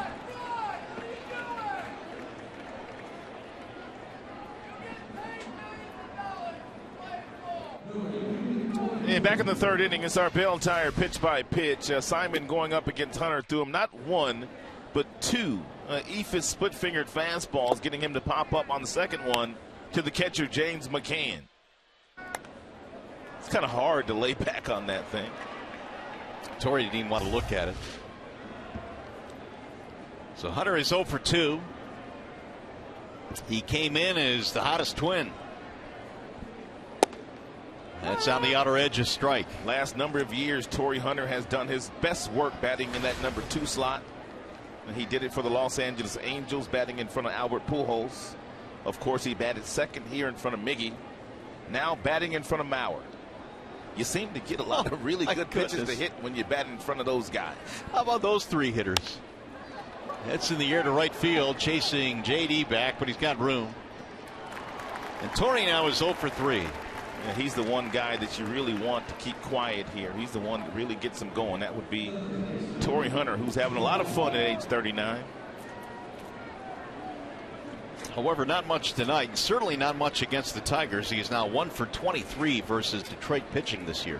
If you're Simon, you have to watch Dozier very closely. He stole better than 20 bases last year. As a matter of fact, he was a 20-20 man last year for the Minnesota Twins. So you want to keep your double play in order with Mauer standing in that batter's box. Don't let Dozier get a good jump to steal second base here. Yeah, Mauer hit a ground ball this last time up. He only has 2 steals so far this year. As a matter of fact, Minnesota has 10 steals and they've been caught 9 times this year. Is that a good percentage? That's not good. No, that's not good.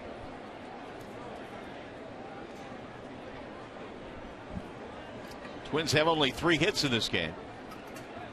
Mauer's strikeout, ground out. Simon hits the outer edge.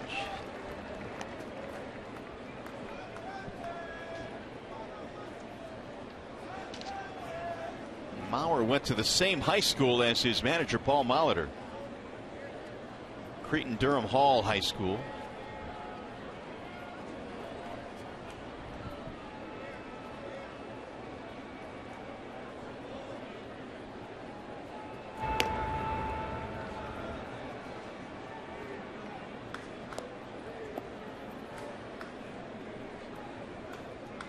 Simon got a no decision in his last start against Chicago. Went 5 innings, walked 4 in that game, threw a lot of pitches to get through 5.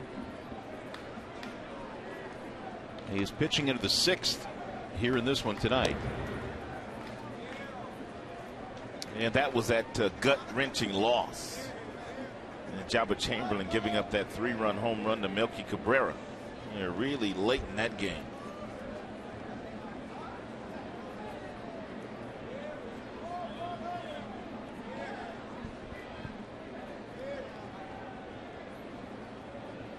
McCann running through the signs. McCann was adamant about getting his fastball. Slice to center field, and there is Ghost. 2 gone. Time for a game break. Here's Mickey York.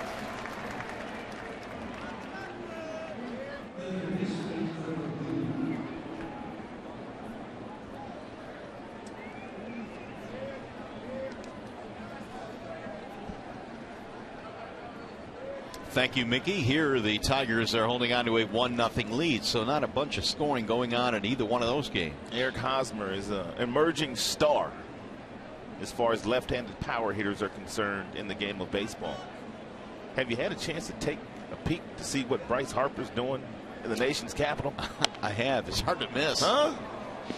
Man, some of those balls he hits are just impressive. I mean, and a lot of them are the opposite way. He's got some, just crazy power. Starting to come into his own this year. Plouffe, the batter. Walking a line out.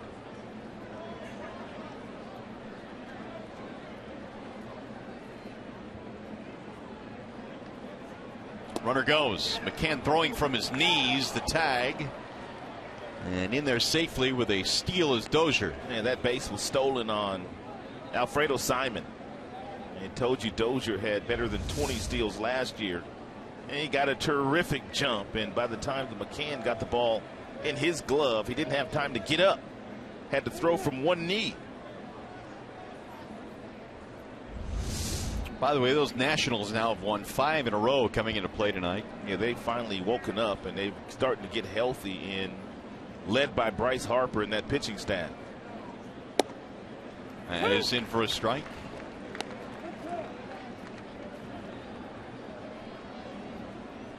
1-2 on Trevor Plouffe. Tying run now is in scoring position out there at second base.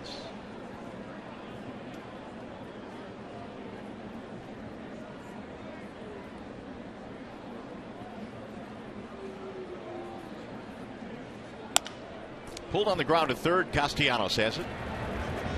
And that'll take care of the Twins here in the 6th. Again, they get a runner to second, but that's it. We'll go to the bottom of the 6th inning.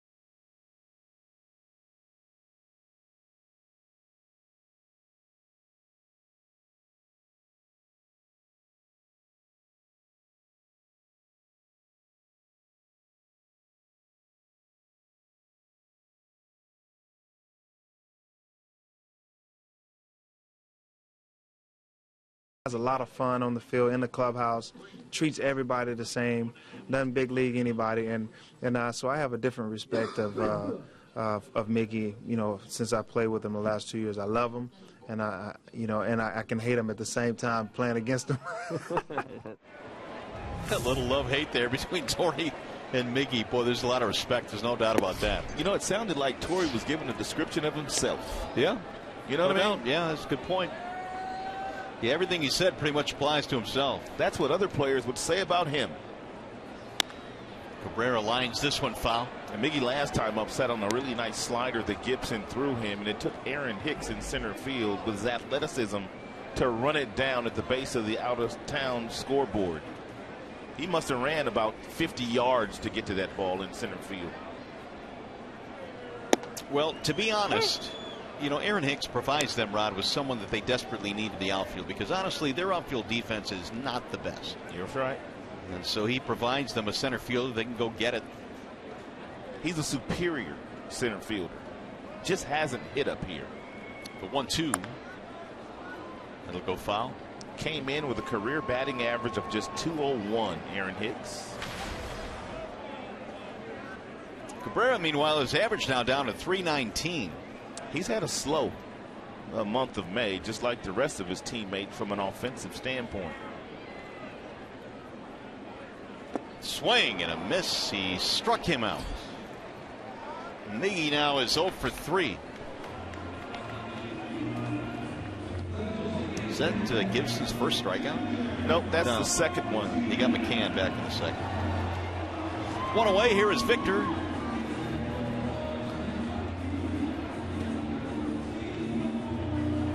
He's 0 for 2.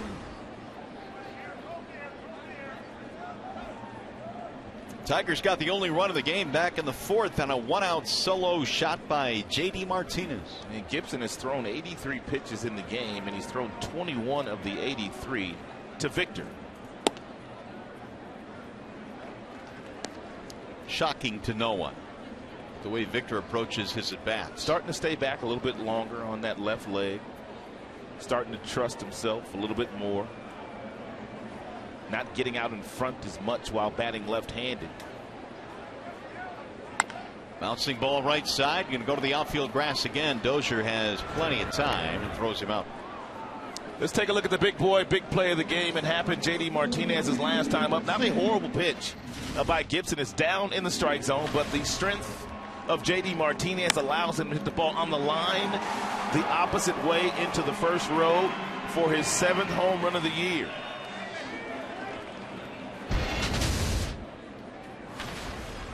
Martinez also got his 16th RBI. Been on base now in 6 straight games.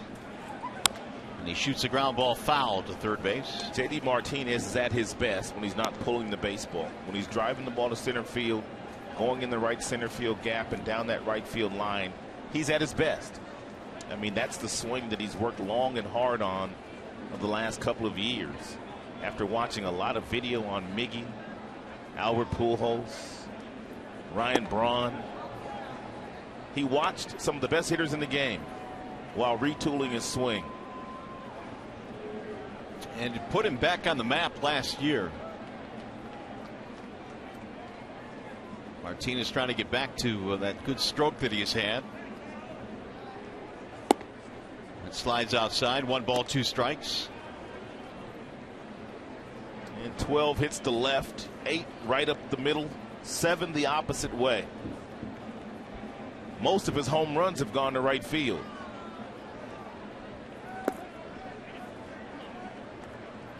A little bit of a mist now falling at the ballpark. I wouldn't call it rain, but it's kind of a mist that I don't even believe is hitting the ground.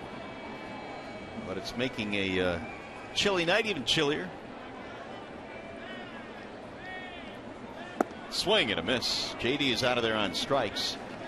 Gibson has his 3rd strikeout with a 1-2-3-6.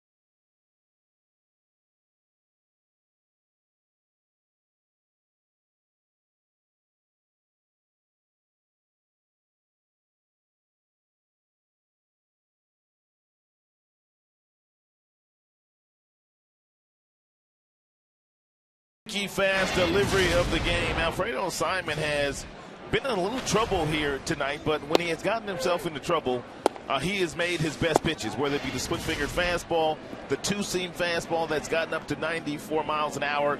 The Minnesota Twins came in one of the hottest offenses in all of baseball, but Simon so far has shut them down through 6 here today. 0 for 7 with men in scoring position tonight for the Twins as Suzuki leads it off and looks at strike one. He is really using his fastball effectively here tonight, and James McCann told me as much before the game today that he was going to call for a lot of fastballs, and then after they get ahead with the fastball, then go to some of the off-speed pitches. Twins are 1-5 against the Tigers this year, 17-9 against the rest of the league. McCann went back to a start that Simon made. His second start as a Tiger. It was against the Pittsburgh Pirates. Line to left field, sinking. Cespedes sliding catch. In that start, Simon pitched 8 innings, gave up 2 hits, but he really used his fastball effectively. Get some help from his defenders tonight.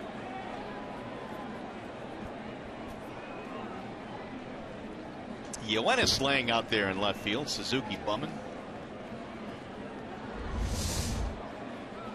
Kenny Vargas will step in.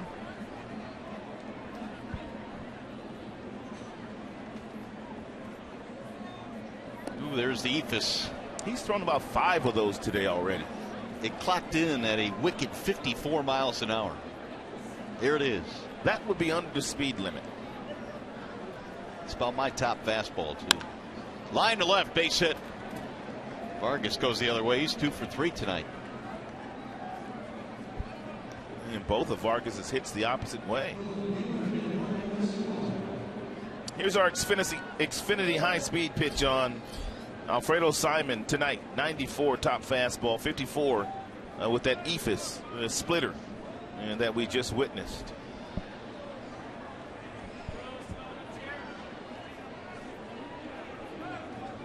Four hits for Minnesota now. It's a 1-0 Tigers lead. Tying run is on here in the 7th.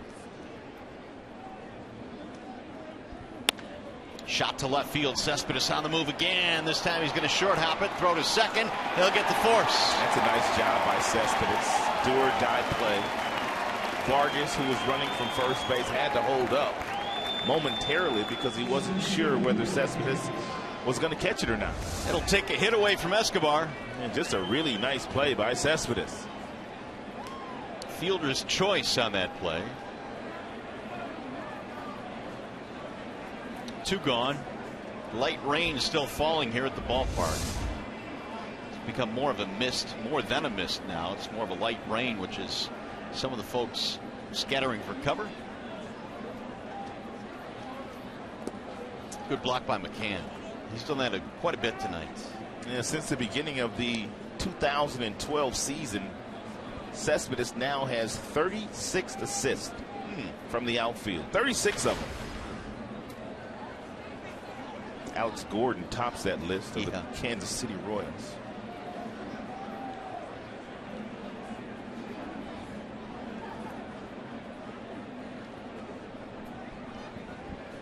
There's a toss back to first base, sending Escobar back.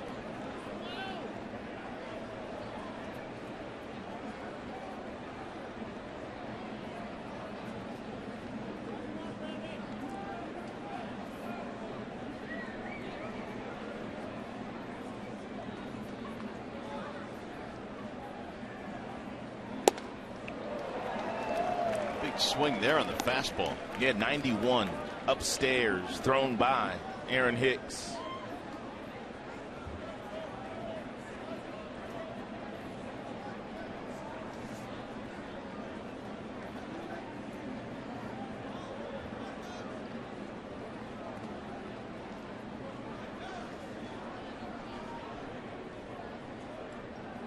Simon ready with the 1-1.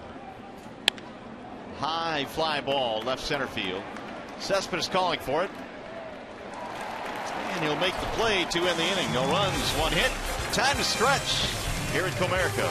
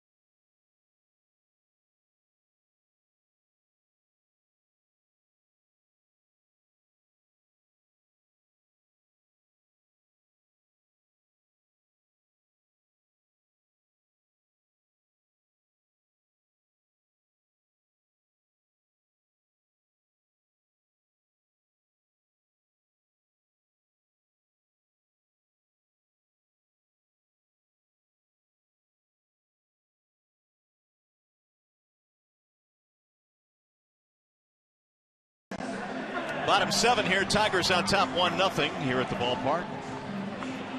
Sprinkles falling here at Comerica. How about some news and notes? Felix Hernandez recorded the 2,000th career strikeout Sunday against Oakland, the 4th youngest player in Major League history to do so. He is going to go down as one of the best starting pitchers really in the game of baseball when it's all said and done. Yeah. Smiley, former Tiger, good friend of ours, is, well, his season may be done, it looks like. Unfortunately, he's got some shoulder issues. Leading it off for the Tigers, Cespedes. And we already talked about Bryce Harper. That's outside. Yunel Escobar, 2 5-hit games a week apart. First player since Ichiro to do that back in 2004.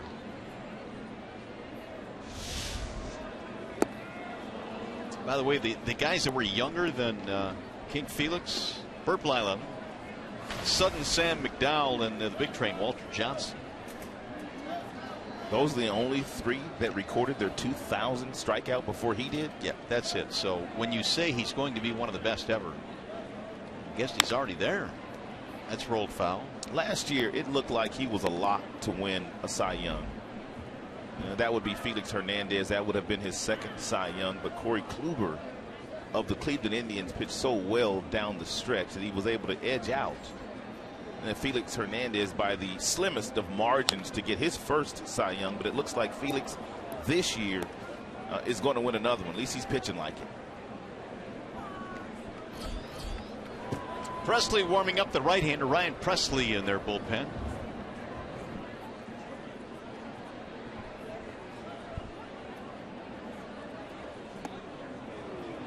Cespedes down on strikes. Here's a Nissan drive of the game. Castellanos fell behind Gibson his first time up, but was able to climb the ladder on a 2-strike fastball about 90 well up in the zone and split the gap in left center field for a double. How about Gibson today with all the strikeouts? We told you coming into this contest, only 11 strikeouts for Gibson in his first 6 starts of the season. And he has struck out 3 of the last 4 that he has faced in this game. Castellanos takes strike 1. He gets no run support from his team. In those 6 starts, really 7 counting tonight, and they average about 3 runs a game when he's on the mound.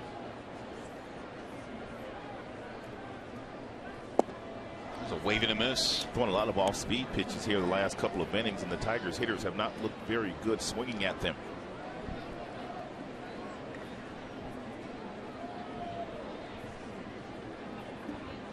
Double flyout for Castellanos. 1-2.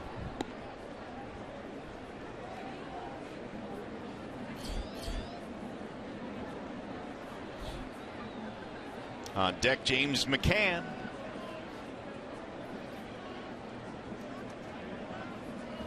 Gibson with the 1-2 pitch. Just got a piece of it. Castellanos still alive.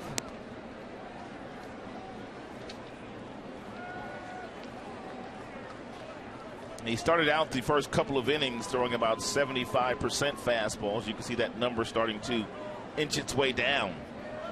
41% off speed through 6 for Gibson. Just foul outside of the bag.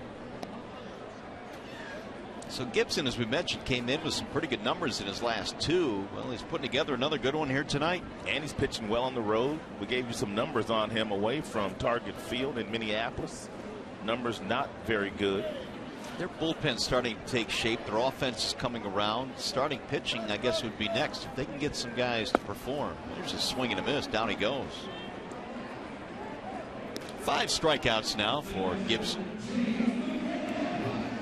Hey, Friday, May 22nd, the Tigers battle the Houston Astros. 7:08 start. Fans are invited to stay after the game for a fireworks spectacular. For tickets, call 866-66-TIGER or visit tigers.com.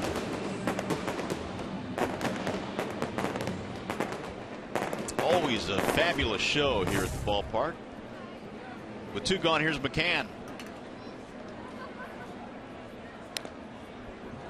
0-1. Strikeout, ground out for McCann. Pretty much everything that Gibson's throwing up there now is a breaking ball.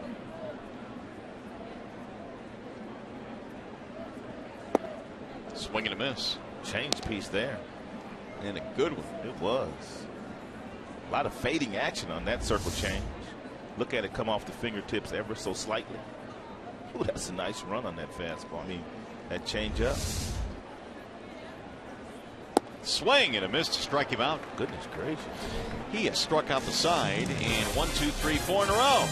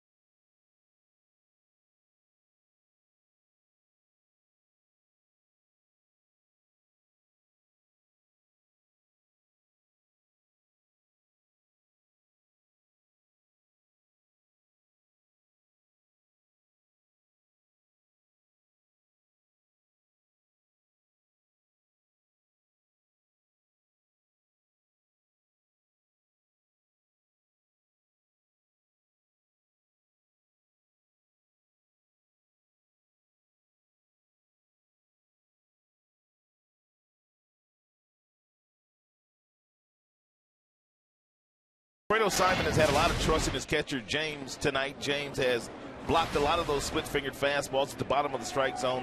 As a pitcher, when your catcher calls for it, you have to have the trust that he'll get down and block it. Therefore, you're not afraid to throw it down in the dirt where it's most effective.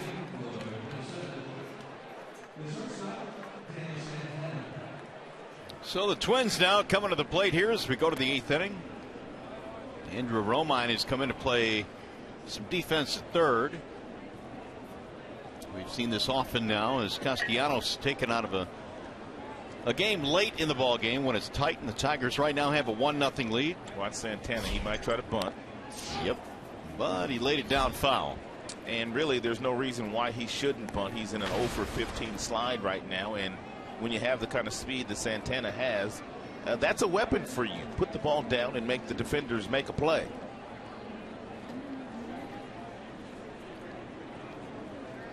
Simon at only 96 pitches as we play here in the 8th. Low and in, 1 ball and 1 strike. There is activity in the Detroit bullpen, though. And Simon trying to get it straight to the closer, though, Joakim Soria.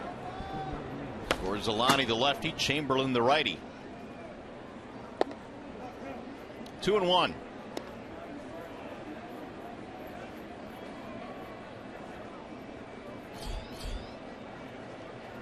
Top of the order, Brian Dozier next. Santana hammers one to right field. That ball is hit well. JD is on the run. Up off the top of the wall. It very nearly went. Santana motoring all the way to third base. He is in with a stand-up triple. That is the second triple of the year for Santana, and we told you earlier that really the fact that he's not performing all that well, and when the Tigers show up, he does perform well. He went down and got a fastball at 91, and he just missed from hitting that thing out. My goodness. And he's got some really good speed. Well, Simon's going to have to pitch out of another jam here. He's done it a couple of times tonight. Second and third, nobody out in the second. They didn't score. Tigers playing the infield in. Leadoff double in the 5th. They didn't score. Dozier hammers one on the line to right field. JD running catch. And Santana heads back to third base. Simon living good tonight. Yes, he is. That ball was scolded out there to right field. And defenses have made some nice plays today. Brian McCann has blocked a lot of balls in the dirt. Cespedes made a nice play, and that's a nice grab there by JD. And really, to get enough on your throw there when you're running that fast coming in, to get that kind of throw off is pretty good. Infield remains in with Torrey Hunter coming up.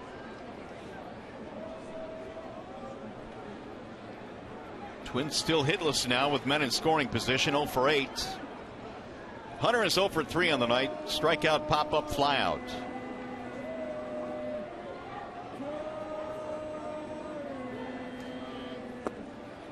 Ball 1.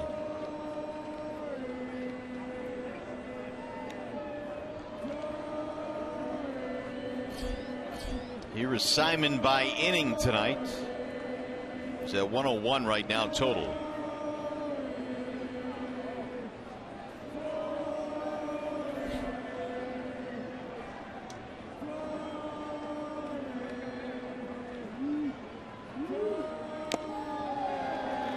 Fouled at home plate, 1 ball, 1 strike.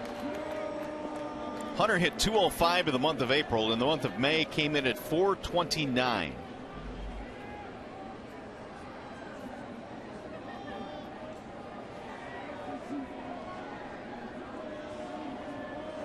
Each ball club now with 5 hits. The difference remains the home run by JD Martinez.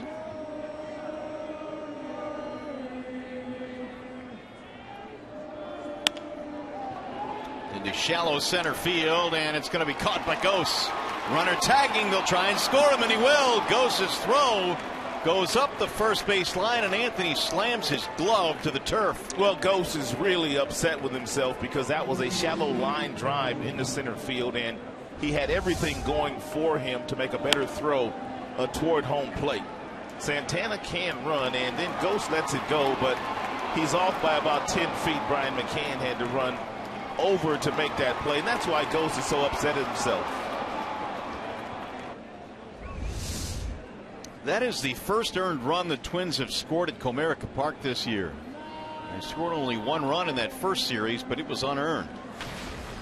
So we're tied up now, 1-1 ball game. Joe Mauer looks at ball 1. RBI number 20 for Torrey Hunter, which leads the Minnesota Twins.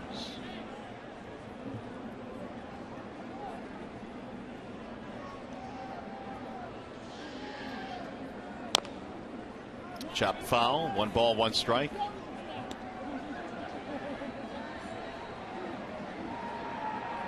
Simon had 7 scoreless innings tonight, but the leadoff triple by Santana comes in to score.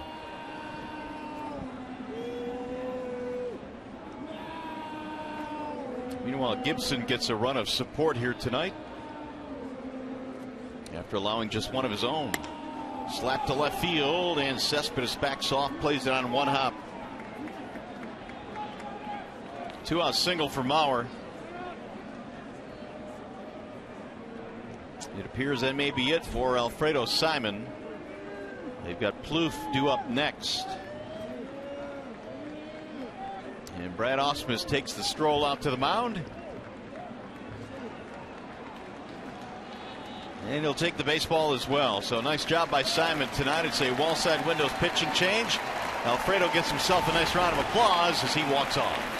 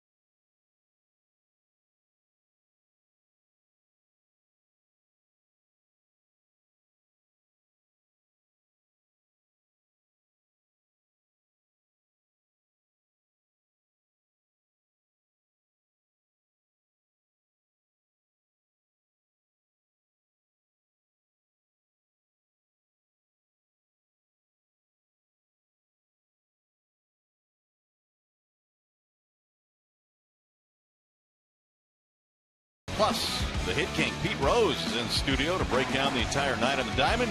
You can see Fox Sports Live tonight at 11 p.m. on Fox Sports 1, or see it simulcast right here on Fox Sports Detroit. Here are the numbers on Alfredo Simon. The man at first base is still his property.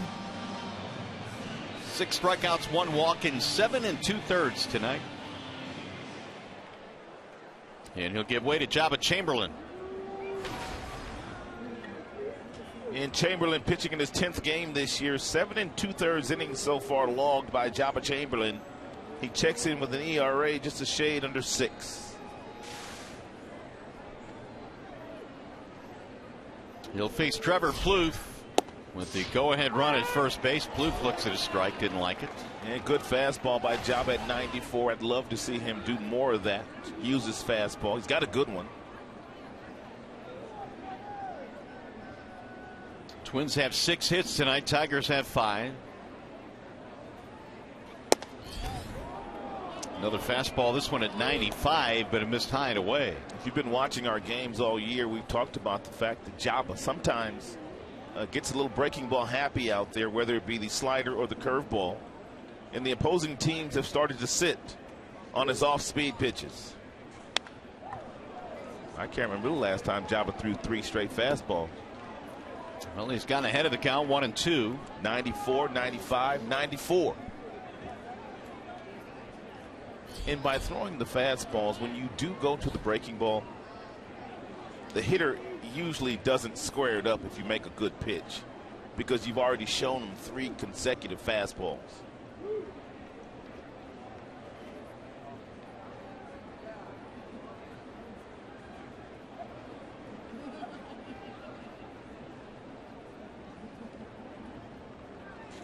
Swing and a miss. Jabba Chamberlain comes out of the bullpen and throws 4 heaters. The last one right by Plouffe. How about Jabba?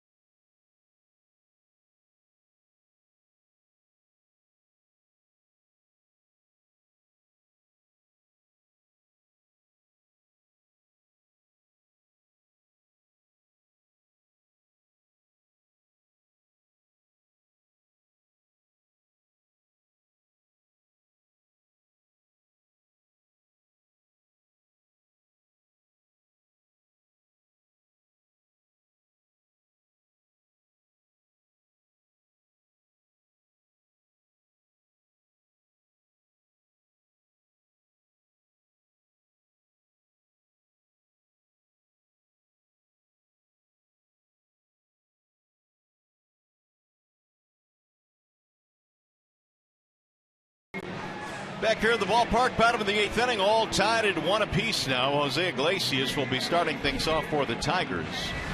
And we've got a baseball birthday today, Rod. How about Yogi Berra turning 90? How about some of the accomplishments by Yogi, though? 10-time world champion with the Yankees. He played in 18 All-Star games. MVP 3 times. Into the Hall of Fame in 1972. And one of the funniest men that baseball will ever see. Happy 90th, Yogi. So the Tigers go to work now in a 1-1 tie. Iglesias will lead things off for Detroit. And he looks going right down the middle of the plate. There's a new pitcher on now, and a wall-side windows pitching change. It's Blaine Boyer. And Boyer's done a nice job out of that bullpen so far for the Minnesota Twins. 14 games, a 3.14 ERA. Iglesias over the head of the third baseman. No chance for Santana, and the Tigers get the leadoff man on. Another infield single for Iglesias. Pretty good idea that Ghost will be up there bunting. Hits that one right over the head of Plouffe, and by the time Santana gets to it, he just eats it. He's not going to throw Iglesias out. Ghost has already hit into one double play today, which is awfully rare for a guy that has his speed.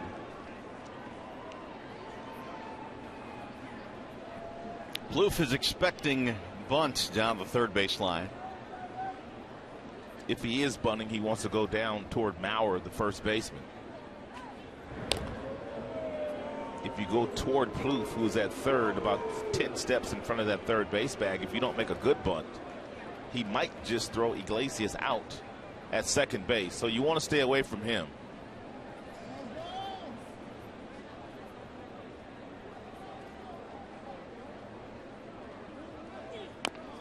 Bunted to the pitcher. Boyer's got to hurry.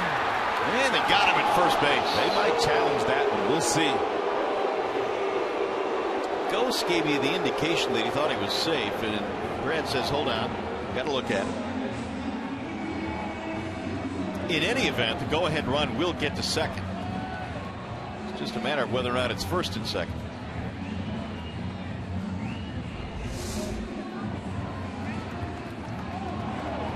They're going to challenge it, looks like. Yep.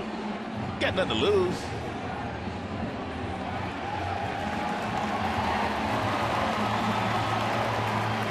So here come the umpires to convene.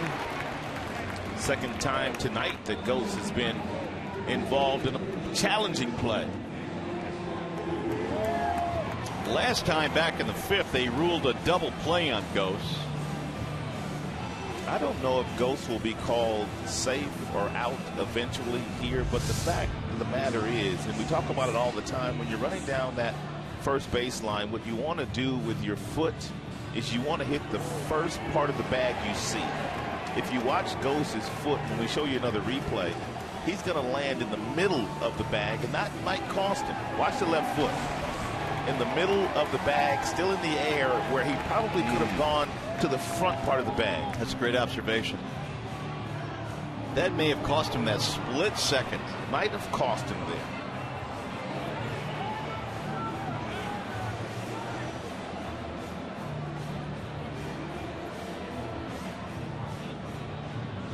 Call on the field is out at first base. Take one more look at the foot here. Now, its foot should already be on the bag, but it's still in the air. And the ball is approaching the glove, and then he gets the foot down. You can go ahead and run it. And it's just so close. Got her decision. Out. Might have cost him. Ooh, say the fans. That's why it's so important when you're running down that line to hit the front part of the bag, the first part that you can hit. So Ghost is out. He will get the sacrifice, though. Move the go-ahead run to second base. Here's Kinsler.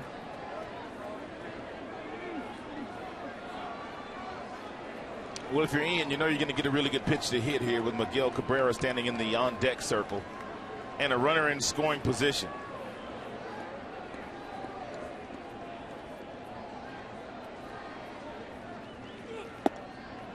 Strike one to Kinsler.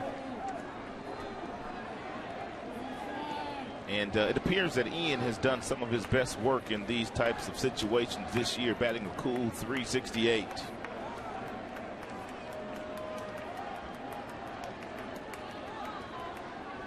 Ian has a double tonight. That came at his first at bat. They were not able to score him, though. Yeah, Jose Iglesias does not have much of a lead at second base. Dozier, the second baseman, playing awfully close to the second base bag. But if you're Iglesias, you've got to get a bigger lead than that. You've got to get a better secondary lead.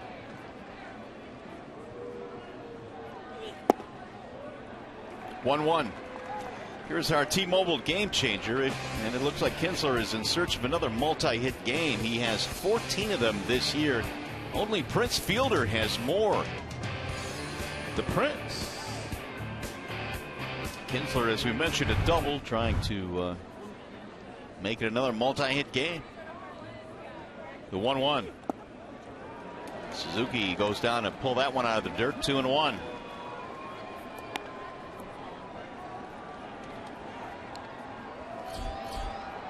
Miguel Cabrera waiting on deck. He is due. He is 0 for his last 13.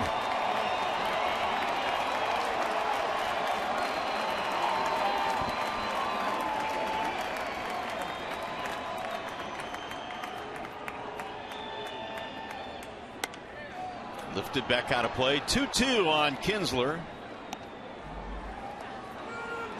Each ball club with 1 run on 6 hits. Neither team has an error tonight. Blaine Boyer in relief for the starter, Kyle Gibson. Meanwhile, for the Tigers in their bullpen, the closer warming up, Joaquim Soria.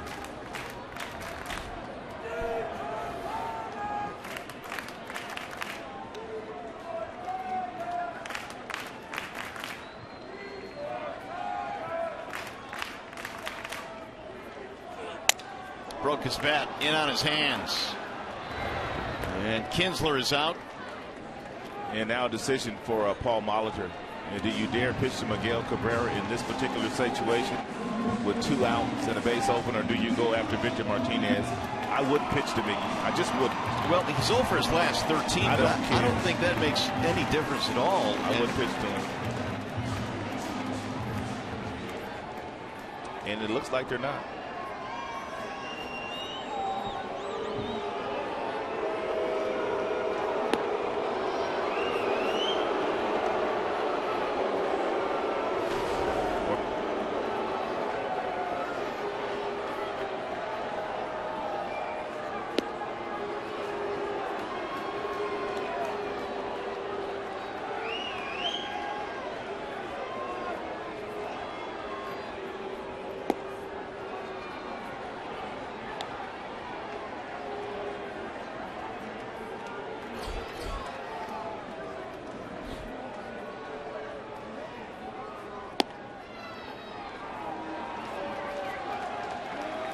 That'll bring up Victor Martinez now with runners at first and second. Cabrera gets the intentional walk. That is just respect. And the fact that it's the bottom half of the 8th, it's 2 outs, a base open, and the guy that's really not swinging the bat all that well right now, Miggy, Paul Molitor, says, you know what, I'm not messing with this guy. He's seen enough of it. 6th intentional walk of the year for Cabrera, which will tie him with the guy coming up now, and Martinez. Victor has the perfect temperament to do the work, do the job after Miguel walk. 7 for 16 this year, 438 average. So he does his best work in these situations.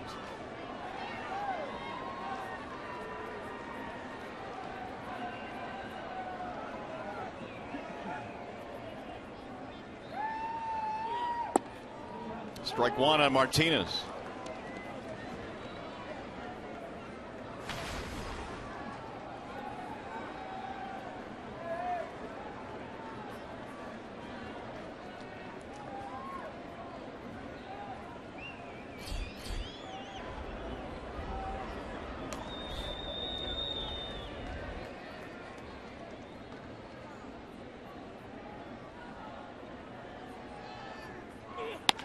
Bouncing ball back up the middle. This will get him out of the inning. The force out ends the Tigers' threat. We go to the 9th. Still tied at 1s.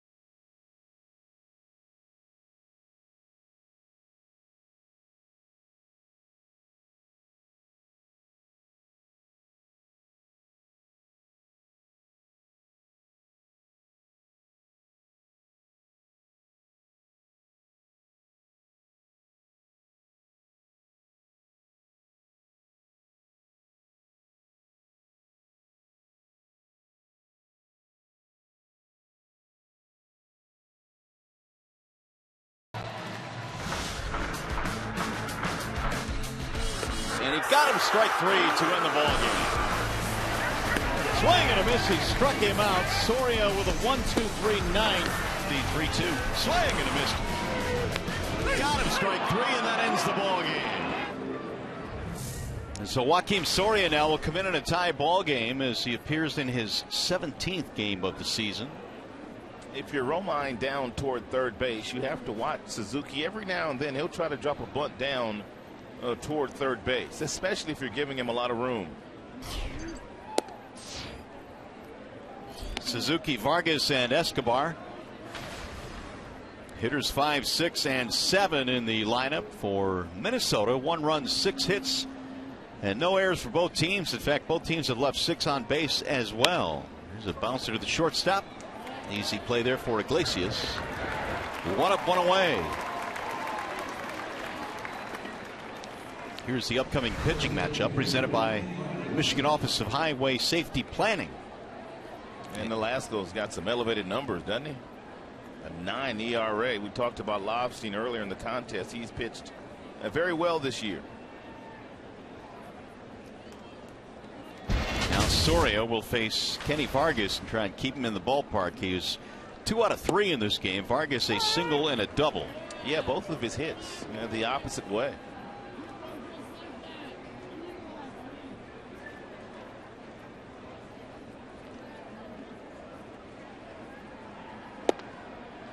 On the outside corner, a strike 0-2. You don't have to throw Vargas a strike here for him to swing at something. Either go way up or go way down.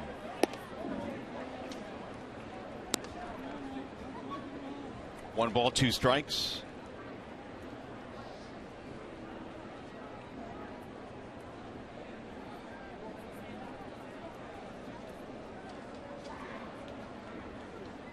Way outside, and the count evens now at 2s.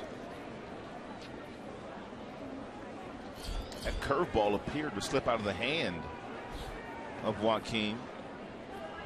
Usually whenever he throws that breaking ball, he throws it for a strike at different speeds.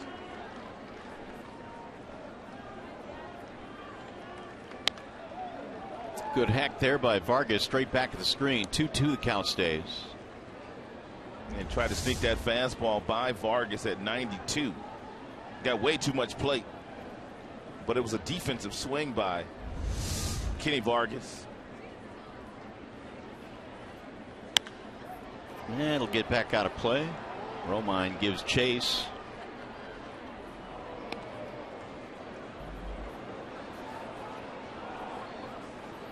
Soria coming into this appearance had allowed just 1 run in his last 13 innings of work. 9 saves in the month of April, establishing a club record. And again the 2-2. Got him, strike 3. Vargas didn't like it. 2 gone. Soria does not throw 95 miles an hour as he did when he was saving games for the Kansas City Royals, but at 92 with the kind of command that he has, it's plenty good enough.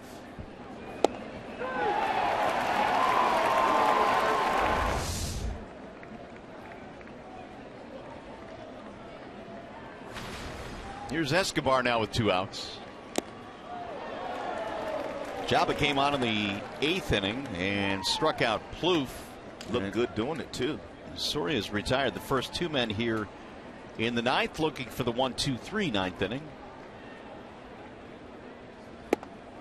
Ooh, that one just missed. And Brad's going to be faced with a decision after this half inning. If he's able to get Escobar out in the next couple of pitches and the Tigers don't score in the bottom half of the 9th, does he send Soria back out for the 10th? Swing and a miss. 1-2. You've already burned your 8th inning guy. Now your closer is on the mound.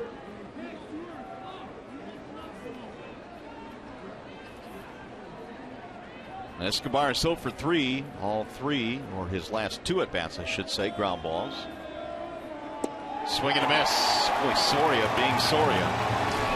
He strikes out a pair in a 1-2-3 ninth. Now we'll see if the Tigers can win again in walk-off fashion. As we go to the bottom of the 9th inning, it'll be Martinez, Cespedes, Romine.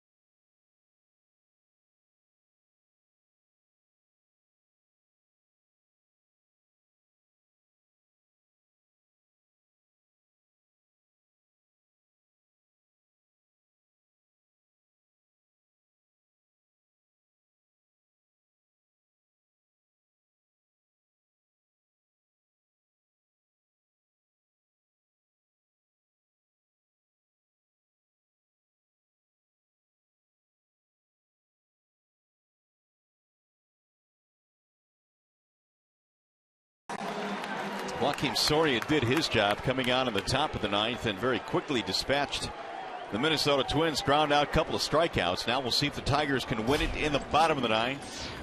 JD Martinez leads it off, and he looks at ball one. Each team run on 6 hits. JD with a home run in the 4th inning, a line drive homer to right. That was the only Tigers run.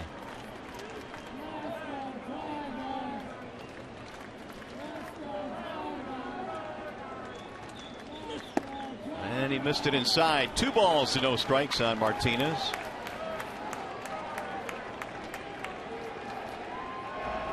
Angel Nesbitt is warming up in the Detroit bullpen.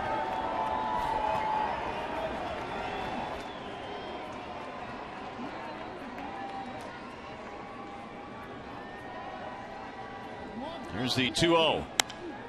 High fly ball to right field. Not very deep. Torrey coming in. He's under it now, and there's 1 out. Chevrolet brings you the high-strength steal of the game. Yoenis Cespedes has made a couple of really nice plays in left field. He took a base hit away from Kurt Suzuki to catch on a liner, coming in sliding fashion. And then Escobar making a base bid for a base hit in the left field. He alertly comes up in a do-or-die play and gets the out at second base. So nice defensive work tonight by Cespedes. Single in 3 at-bats for Yoenis.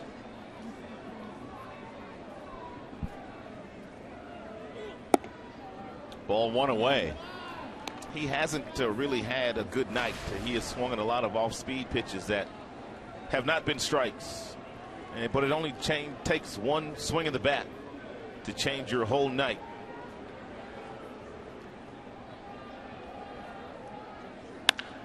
Drilled toward the gap in left center field, and it's going to get down and go up against the wall. Cespedes is on his way to second with his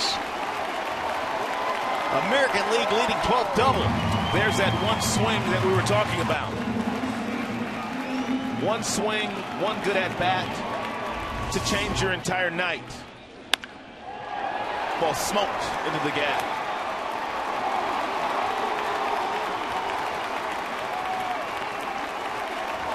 So the winning run now at second base. That's Cespedes. Only 1 out. Romine will not bat. Tigers will send up Rajai Davis.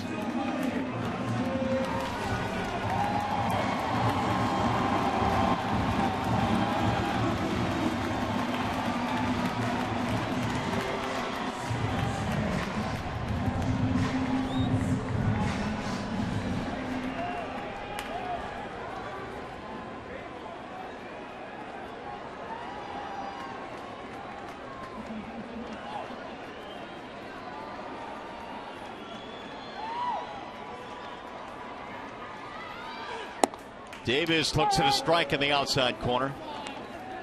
A 2-hit game for Cespedes, single and a double. He represents the winning run at second. First ever meeting between Davis and Boyer.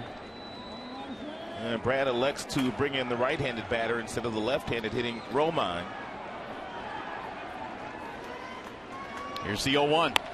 Bouncing ball slowly towards second. Rajai hustling down the line, but he's going to be out by a step. We'll move the winning run to third.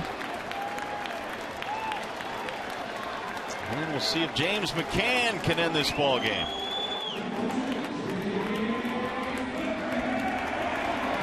For 3 for McCann, but those at bats against the starter, Gibson.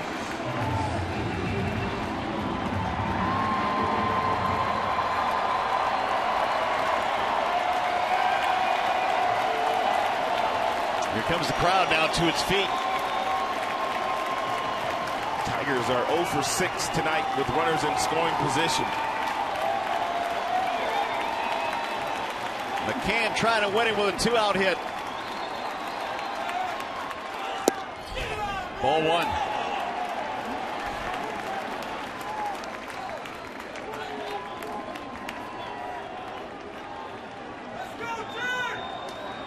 One for 1 for McCann against Boyer.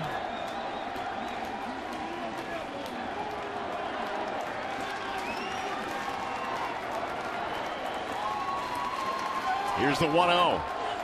McCann looks at ball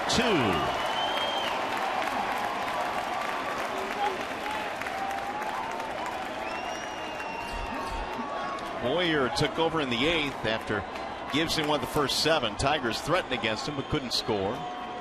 And they're threatening again here in the 9th.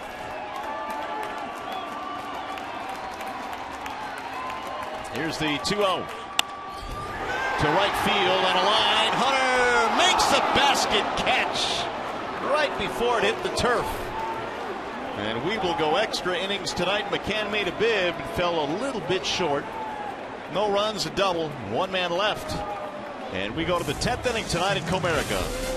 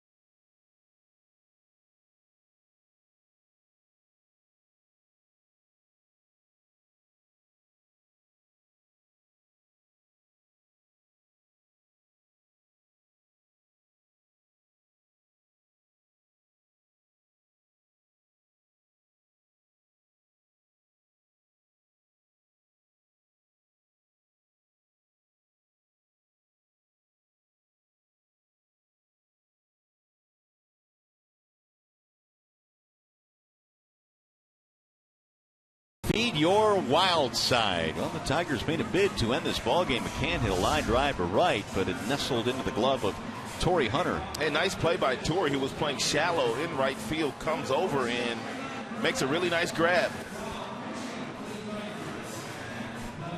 That keeps this ballgame tied, and so we go to the 10th. Angel Nesbitt comes on now for Detroit. He's done nice work. Nesbitt has a fastball that gets all the way up to about 95 miles an hour. That bottom note, 10 strikeouts against 2 base on balls, is a welcome sight for a manager when you are dealing with a rookie pitcher. Hernan Perez will come in to play third base. They pinch hit for Romine, so he's out of the game. It's back-to-back games now. The Tigers have gone to extra innings after not doing it all year. Aaron Hicks will start things off against Nesbitt, and he looks at strike 1. Hicks and then Santana and then Dozier. These are the 8, 9, and 1 hitters for Minnesota.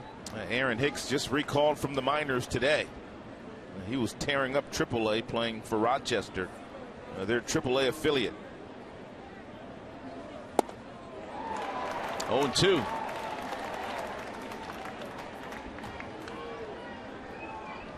Aaron Hicks is part of the reason why Torrey Hunter was brought back to Minnesota to mentor the youngster.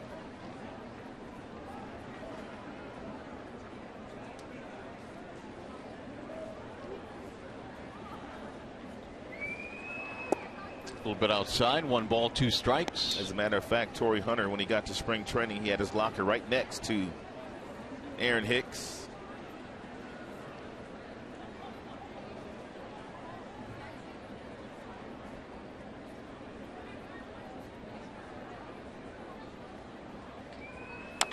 Little chopper slowly toward third.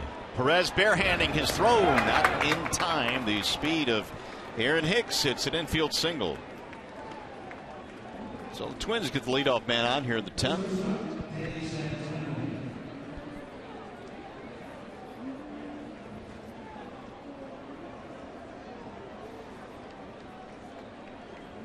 Here's Santana. He already has several sacrifice bunts this year, Santana. He can really handle the bat, and the bunt is in order here for Minnesota.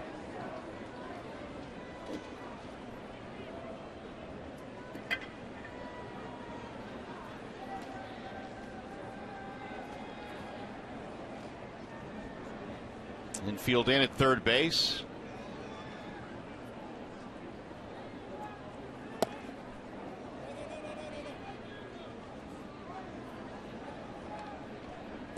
And now it will be interesting to see whether they take the bunt off and put a hit and run on with a combination of Hicks and Santana. Santana this year with 3 sacrifices.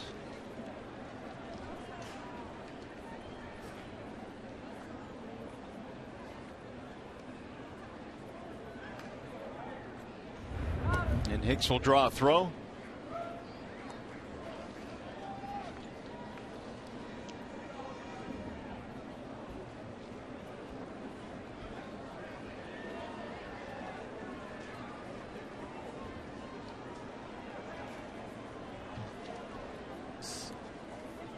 One-0 is a popped up bunt.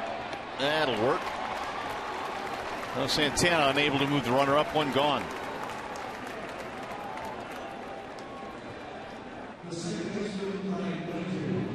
Top of the order now, Brian Dozier. Santana is normally a pretty good bunter, but that ball is at the top of the strike zone. And because it's at the top of the strike zone, he just pops it up. He can't get on top of it. It's a nice pitch by Nesbitt.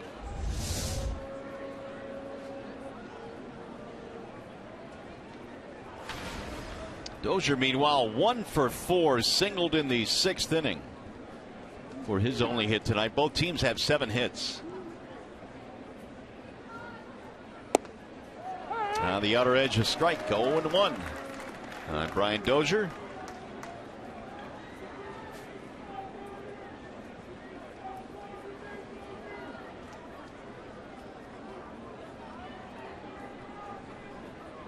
Tigers looking to win their 20th game of the season tonight. They came in at 19-13.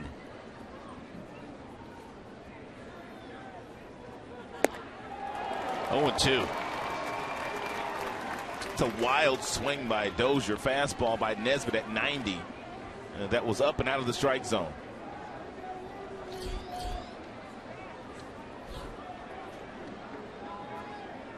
Torrey Hunter waiting on deck.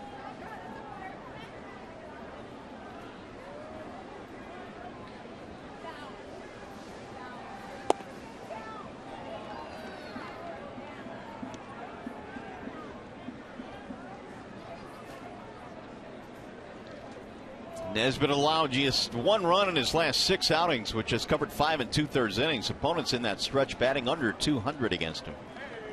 He's been given his first major league opportunity. Certainly earned that in spring training, and he's done well. 1-2 is fouled back out of play. With Albuquerque struggling so far the first 6 weeks of the season, it has been Nesbitt has started to get the ball a little bit later in games. Slowly but surely. Nesbitt pitching in the 7th, 8th. He's pitching here in the 10th inning.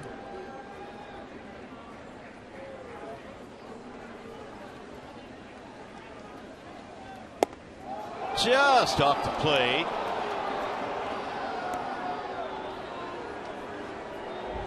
Two and two. How far off? Not a whole lot. Yeah, you want some contact here on the 2-2 pitch to Dozier. You don't want to run the count to 3-2, which would allow Hicks a head start from first base.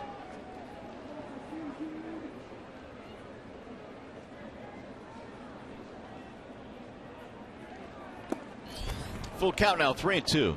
And that's just what we're probably going to get here. Hicks taking off on the 3-2 pitch. Minnesota's 2-0 this year in extra inning games.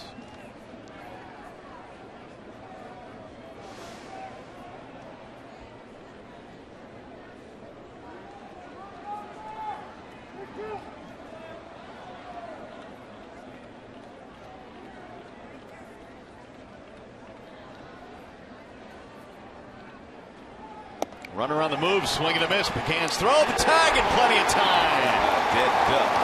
Strike him out and a throw him out. Nesbitt gets through the 10th. Now we'll see if the Tigers can win it in the bottom of the 10th inning.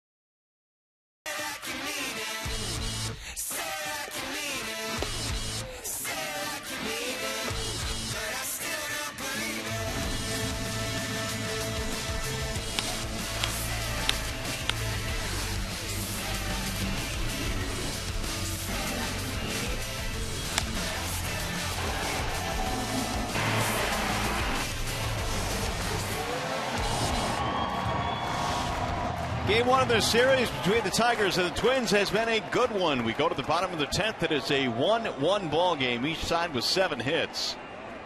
And it'll be Jose Iglesias to lead it off. He led off the 8th inning with a single. Tigers couldn't get him around, though, and he looks at ball 1. Got a new pitcher now for Minnesota. Ryan Presley will take over. And Presley with 8 strikeouts so far this year. He's only walked 1 and pitching in his 5th game.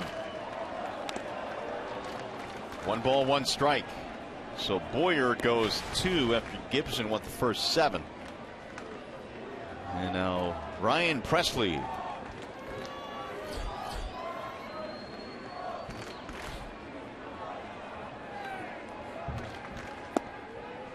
Good pitch in there, 1-2.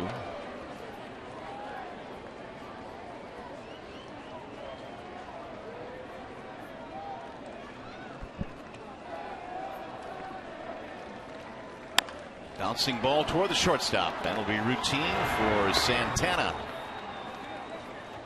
1 up, 1 away.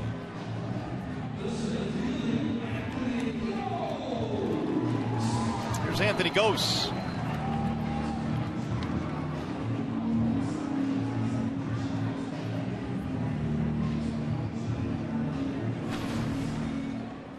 Gose had a sacrifice after the single by Iglesias in the 8th.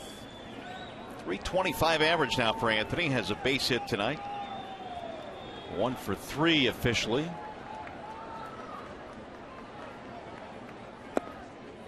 Ball 1. Left side of the infield opened up with Presley, or I should say Plouffe rather, in at third base.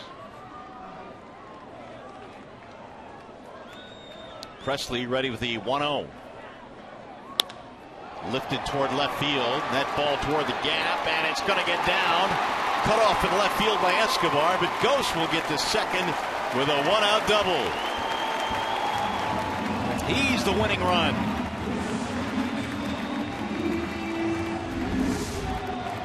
Anthony Gose just continues to get it done. It's a fastball down. Escobar was playing him toward the left field line. therefore couldn't get over and make a play. He grabs it off one bounce, but not before it goes coast into second base. Multiple hit game for Ghost tonight, single-double. Kinsler is only 1 for 6 career against Presley. Ian had a double in his first at bat. It's about time for the Tigers to get a base hit with a runner in scoring position here tonight. Fouled away 0-1. To send everybody home happy. Tigers trying to get their second walk-off win on this homestand. I guess if you're Miguel Cabrera and you're standing in the on-deck circle, if Ian Kinsler doesn't get it done, I guess you pretty much know you're going to get walked again.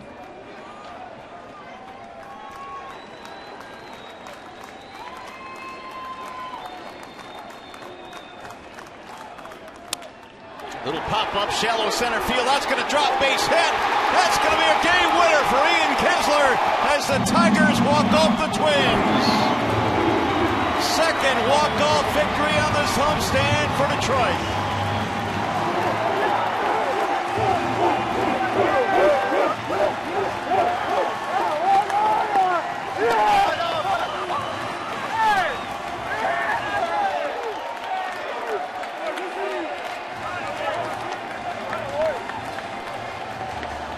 Tigers now 6-1 against the Minnesota Twins in the 2015 season. A run in the bottom of the 10th inning on a bloop single off the bat of Ian Kinsler, scoring Anthony Gose.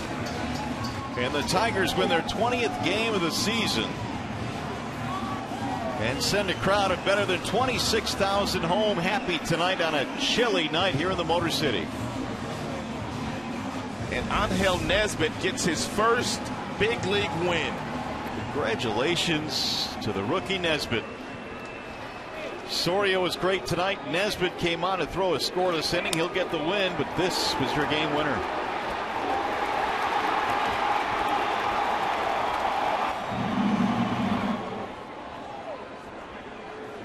Little low five as Ghost crossed the plate from Miguel Cabrera.